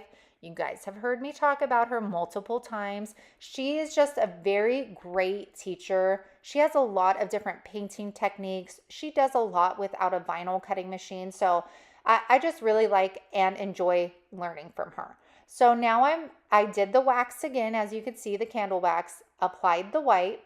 Now I'm using shipping tape. I don't know if you could use other tapes. This is what I've used. You can see right here, I'm pressing down that tape, and as my camera fell down on me again, yikes. And then I am going to show you in real time how this looks and how it peels off. So wherever that, wherever that wax is, that is where it's peeling off the paint. So right here, I'm going to apply the packing tape. I'm going to actually take my like vinyl scraper and I'm going to rub that on top. This way I get that really good and adhered to that paint. Now remember, we put that wax on every layer of color. So as I pull this up, it's not only going to pull the white up, but it's going to pull pieces of the red up, pieces of the black up. Look at this. And it just gives it the most beautiful, natural, like rustic, weathered look. And I love, love, love this. Love it. And it doesn't affect, like you could totally put vinyl right on top and it will adhere, no issues at all. So now I'm applying my ribbon. This ribbon is from Hobby Lobby. I asked myself after this, why did you apply the ribbon to the front, like the hot glue? That's something you should have done in the back. But I think my mind was telling me like you're gonna cover that up with greenery anyway, so it's okay, but I don't know. All right, so we're gonna finish that. Then I'm gonna take this burlap garland. This is actually from Dollar Tree. I found it in California last summer, or is that 2 summers ago? That was 2 summers ago. Oh my word. It's been a long time. But I thought this would just give it like a little added rustic touch. And again, just hot glue it to there. Yeah, you should have done it that way, not this way, but it is what it is. Sure, I finished that up. Now, this is another pick from Walmart, you guys, for 98 cents. I'm seriously shook that these are only 98 cents at Walmart. So, oh, I need to get more. Okay, then the Dollar Tree Bell. These come out every year, but they sell out fast. So make sure if you find them, you snatch them up or buy a box on dollartree.com. So I took the top off of that. I'm feeding some twine through there. What I'm going to do is I'm going to tie it to the pick. And then I will eventually put hot glue like at the end of where I put the twine so it doesn't slip off the pick stem. All right, now I'm going to hot glue the crap. I'm going to douse the back of this with some hot glue. Now this has some weight to it. So hold it down there for a little bit, let it adhere and dry up. Then I'm going to take my hot glue gun, go around, put some on the branches that are actually touching the cabinet. And after this, we are then going to, what are we going to do? Oh, add a pine cone. Yeah, there's a hole in there. It kind of looked weird, so I added the pine cone. And next we take this vinyl stencil. This is also from the Cricut Design Space. Now keep in mind, you could get stencils on Amazon, at Hobby Lobby. There's people that sell them on Etsy as well. So a lot of different options for stencils. And I am just going to alternate between this vintage green. I'm going to go in with the red as well. And like I said, it didn't affect like the vinyl sticking to it. That wax didn't affect it at all. So I peel this off and the colors are seriously perfection to go with this weathered look. And this is how it comes out. Look at how gorgeous the different, that you could see like the black coming through, the red, the white. I love this. And it's proof that like you can take somebody's, inspiration and truly make it your own. Because mine looks completely different than the picture, but I got that inspiration and it's all right, y'all. We're gonna go ahead and start off with these two pieces. So this was my mystery item that Brie gave me, and if y'all watch Brie, she's obsessed with bundt pans, and I saw this and was like, what the heck am I going to do with a bundt pan? I already made a pumpkin, so I was like, we're not doing that. And then I have this piece. So this was $3.99. And then I have this. I hauled quite a few of these at the Salvation Army quite a bit ago, and they were $1.99, and then I got 50% off. So we're gonna use both of these and we're gonna see what we can do. So let's get on with it. Okay, so I took both pieces out. I spray painted it the most perfect red. And you guys, humidity got the best of these pans, okay? Just make sure you're spraying in good conditions because it did not work out. So, I mean, it's still distressed down, but it was getting kind of gummy on me when I was trying to use the sanding block because it was just so tacky from the humidity. So I still was able to sand it. I sanded down all of the ridges on this one. And then I should have probably sprayed it with clear first and then distressed it. Anywho, then I hit the bundt pan, and the bundt pan, I think it was like a no stick one because it distressed so well. Sorry about the clicking clacking. That's Hank pacing. And okay, so now after I do clear it with clear matte spray paint, I am marking the middle of what is going to be the top here. And then I'm going to take my drill and we are going to pre-drill a hole in the pan, and what I don't show is I pre-drill a hole in our spindle over here. Now this is where it gets sketchy, sorry guys. All I do is I screw the top piece into our spindle, but as I'm doing this and playing around with it, I realize it is way too unstable and you wouldn't be able to set anything on there. It would just wobble, wouldn't work. So I had to take it apart. And then I take this wood round from Walmart. It's 97 cents. I paint it black. I just thought the spindle's black. It would look fine, better than just keeping a piece of raw wood. And after I'm done painting it black, I'm going to use my Star Bond. Star Bond is amazing for adhering things to metal. Get my accelerator on there and it's stuck. It ain't going nowhere. So then I drill a hole again right through that hole, and then we are going to connect. So right here, you guys, I'm taking my spindle and I'm putting it in the hole that is in my bundt pan. It seriously fit perfectly. Then I'm going to take my Star Bond and I'm going to coat the middle of the circle. You'll see right now. Sorry, it was hard to film this. I'm coating the middle. Then I'll put my spindle back through. I'm going to take a level so I make sure that it's straight. Once that sets up, which it takes about like 30 seconds for this glue to set up, I'm going to turn it around. I'm going to put some more Star Bond around my little bit of spindle that's sticking out. And you guys, this thing is so secure. It is not going nowhere. And look at how this turned out. I loved my mystery item that Brie gave me. I really didn't know what I was going to do with this bundt pan, but I'm really excited she gave me it because it got me out of my comfort zone and got me getting creative. So you guys, thrift stores, don't miss out on your thrift stores. Okay, here's another one. Found this at Salvation Army and it was $1.99. There was actually two of them, but the other one was like severely cracked. And this is why having a shopping partner is so amazing, because I spotted these and I was like, $1.99, these are really nice. I was like, but what would I do with them? And right away, Brie was like, Christmas tree. And I was like, oh my gosh, that would be so beautiful. So let's go ahead and get started with it. For this beautiful piece, I decided to do crimson and the baking soda. Again, I'll explain 50-50, but if you guys want more of a texture, go with more baking soda. If you want less texture, less baking soda. So I'm taking my chippy brush. This is my favorite brush to apply the faux cement paint. And whenever you're doing your first coat of paint, you're really just trying to coat the entire thing. No matter what, you're most likely going to have to do a second coat of this. I always make sure to get my bottoms too. I love a finished product. I don't want to leave the bottom blank and make it feel like an afterthought, you know? So I paint the entire thing with this. I do speed up the process of dry time with my heat gun. It works very well with the faux cement paint. I don't have any issues with it. So I'm going to finish covering this up. Then we go in with a second coat. Now the second coat is where you're going to start kind of stippling it on and giving it that concrete finish look.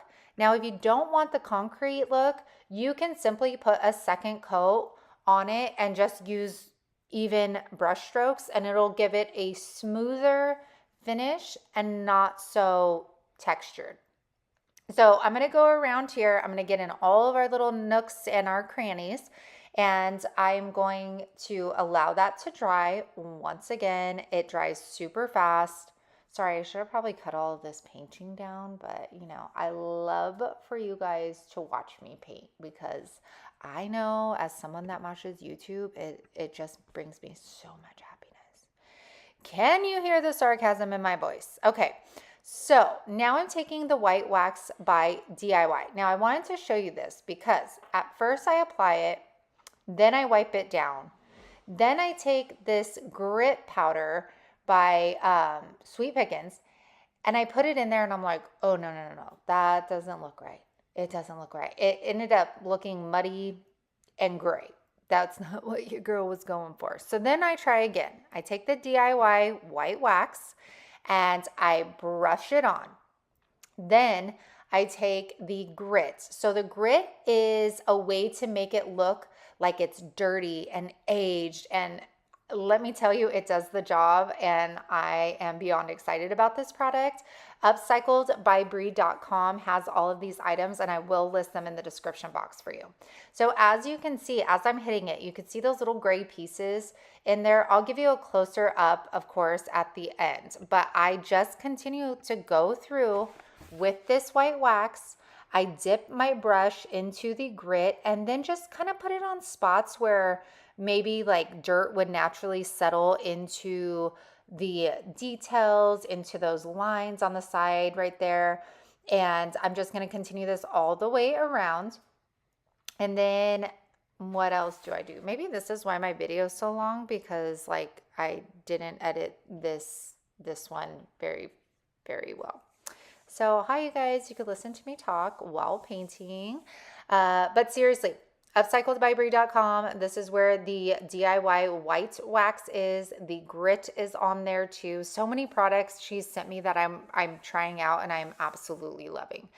Okay, so I just wanted to show you guys this. This seriously was probably took the longest time out of all the DIYs I made today. But this is the Dollar Tree Christmas tree, and I just wanted to show you that a way to get a fuller Christmas tree is by stacking two of the trees together. So I just move all the branches to the side, I'll lay them on top of each other, and then I will get my zip ties. It would have been perfect with the black zip ties, but they didn't fit. So I'm going to put one on the bottom, the middle, and the top. Then I'll go ahead, I'll fan out all of my leaves, blah, blah, blah. And then to cover those zip ties and the poles in the middle, because you could see them, I take these pine singles that you also get at Dollar Tree, and I will wrap that around those poles. And that way it makes your tree look fuller. It makes it look a little bit more higher end. And then I'm going to go ahead and just decorate this up off of camera. And this is what we come up with. I think this is so pretty. I would have personally never thought to use this vessel as something to hold a Christmas tree. And do you see the grit? Do you see how it looks like I found this maybe like in someone's barn on the floor and it got dirty and it's aged with time? And I love the look of that. I absolutely love it. Let me know what you think. The last one, I found this. It was $2.99 at Savers. Looks like it was originally a Michaels. Came from Michaels for $12.99. So it's actually pretty cute the way it is, but I feel like the green is too, I don't know, like witch green? I don't know. Let's go ahead and change it up just a tad bit. All right, you guys, I just wanted to show you this because I took the bottom sticker off and look at what the color used to be. Doesn't that blow your mind? I wonder how old this is. Not too old. It's from Michaels. But anywho, so I'm going to take that same green. I shook it up really good, and this time it went on really dark and the way chalk paint should be. Now, you're probably like, why are you putting green on green? Well, I didn't like that bright green. It wasn't working for me. So that is why I chose to use this darker green. I'm just using a chip brush to get through all those details on there, the holly, the berries. I do put on 2 coats on the outside, 1 coat on the inside. And once that is all dried and done, then I go in with my sandpaper, my 220 grit sandpaper. Now I will say, you guys, I sanded this down. I wanted to be able to see all those details, of course. Now, when I went outside and sprayed it with the clear Rust-Oleum and brought it back inside, all of the distressing I did went away. So I advise clear it first, then bring it back in and de-stress it. It was really weird, but I love how all of like the holly and the berries, all of those fine details are peeking through on this pan here. Look at even like the handles. I like it. I know it's simple. I know you guys are like, oh, but I like it. And I love when I can find some embossed metal pieces at the local thrift store because they look absolutely stunning once you distress them down. So after this, you guys, I go into the garage. I cut down some spindles to make some legs. I thought this would just add the little bit of detail that it needed. I'm going to use that same green chalk paint.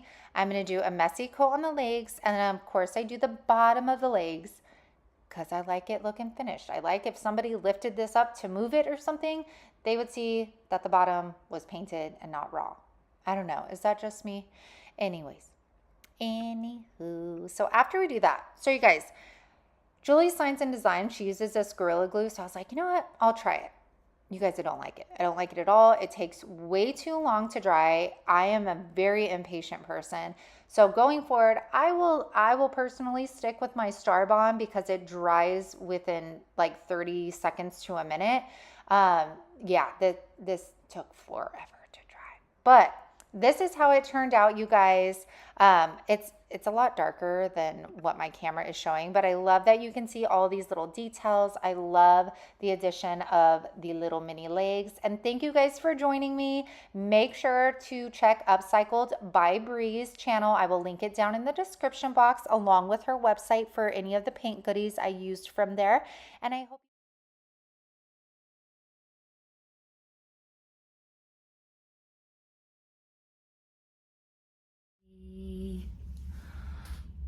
oh.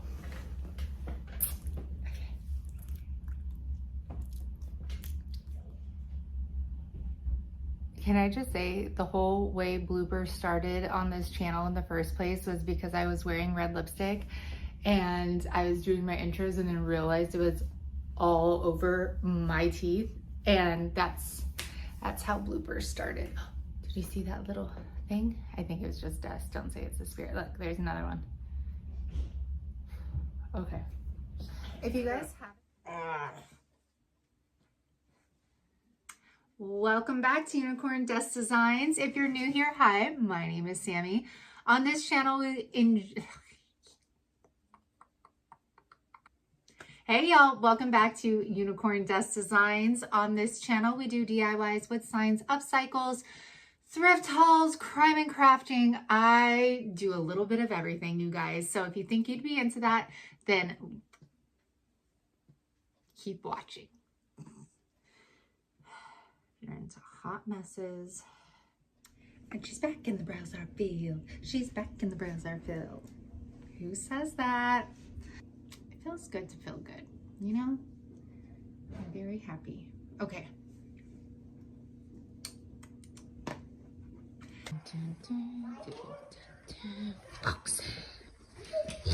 Oh, what's going on? One more day of swim. After tumbling, we're gonna go get fireworks.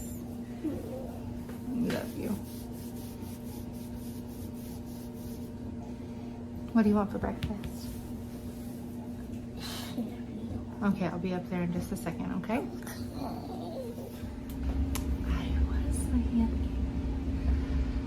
Oh, the lighting is never good in here, but we're trying the best we can with what we got. Look at my little mug. Can you see her? She's a little burrito. A little tiny burrito. She's 1 month old today. How? How did I give birth 1 month ago? It just blows my mind. Was that a spray? No, just dust. Okay, let's get to this.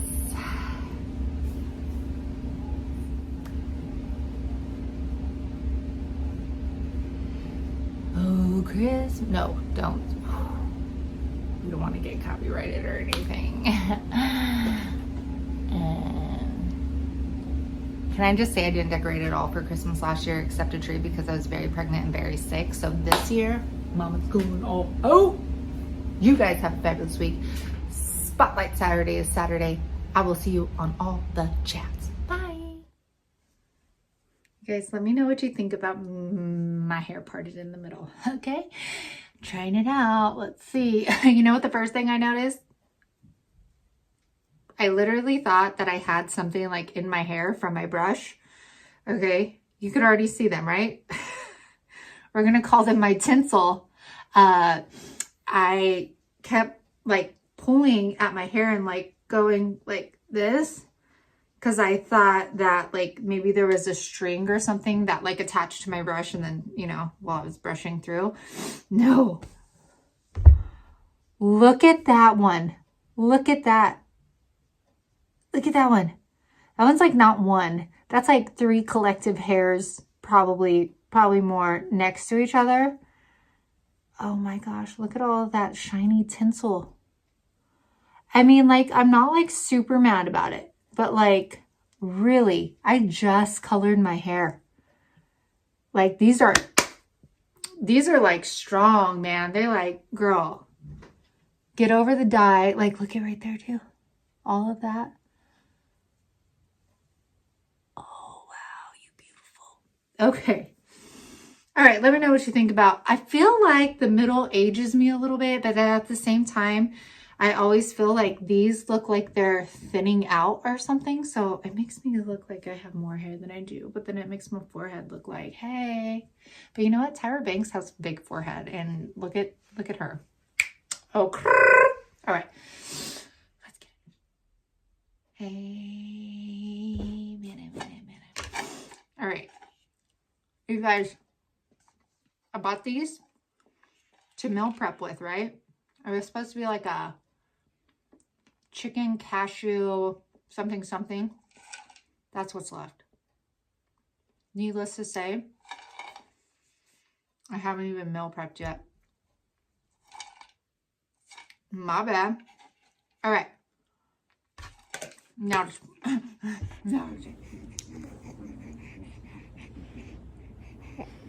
Yep, she's the same as she was yesterday. No licking. Good boy. I know you're checking on her. Huh. Don't play face.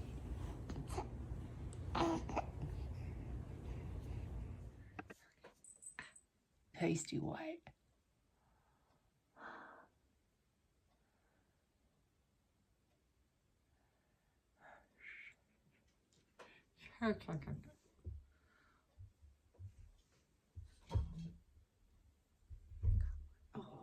Oh, I think flies are smarter than we think. Did I get him? Well, if I find him in the cup later, I'll know. Okay, let's.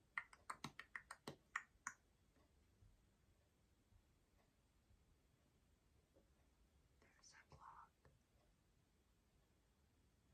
Sounds like hook. Oh, I love that movie. Okay, anyways, what do we want to talk about? I keep jingling. Perfect shirt. You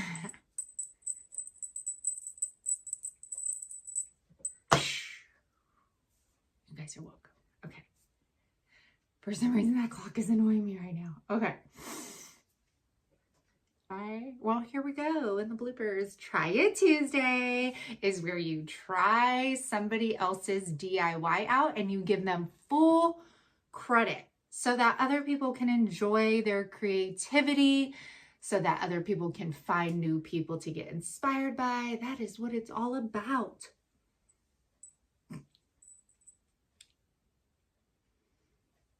And shedding. Okay, I think that's good. Yeah? Yeah? I mean, it has to be, right? Or you got to start it all over again. I don't want to start it all over again. Okay, I think that's good. Okay, now what? I am trying to get ready. Yes. So this is Mom's. Okay? Okay, see what's happening here? No, okay, see what's happening here?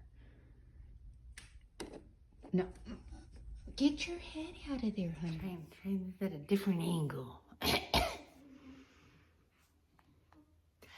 Because my original video that I recorded with like a cute outfit on and stuff, there was an error message on it. So there's that. Say hello to Hank, Momo, Tinkerbell, and Montgomery. She's eating a blanket. She's like, Mom doesn't feed me. She only feeds me a million bajillion bottles a day. Huh. Okay, doing it. Okay. My subscriber cat made me this. Isn't this the cutest thing? Bloodhound Mama. Look, it's actually a little bloodhound. And then on the sleeve, it has Hank's name. Right now, though, that dog is in the shit because he ate my tinted moisturizer. He ate my mascara. And the other night, he stole all 3 of our cooked chicken breasts off the counter. So, I don't know what's going on with that guy. Okay, let's do this. Hey, everyone. Was that good? Was that a good one? You want to talk to people? Come on. You're so smiley right now. Let's see. Can you say hi? Is that you? Is that you? Yeah. Are you looking at Mama? Say hi. Oh, is that not the coolest? Yeah.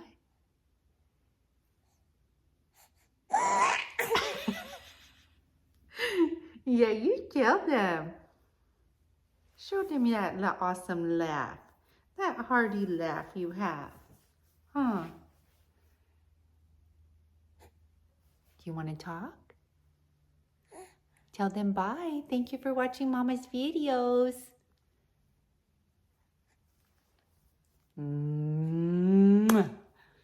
Mwah. Mwah. Bye, you guys. Thanks for watching this video.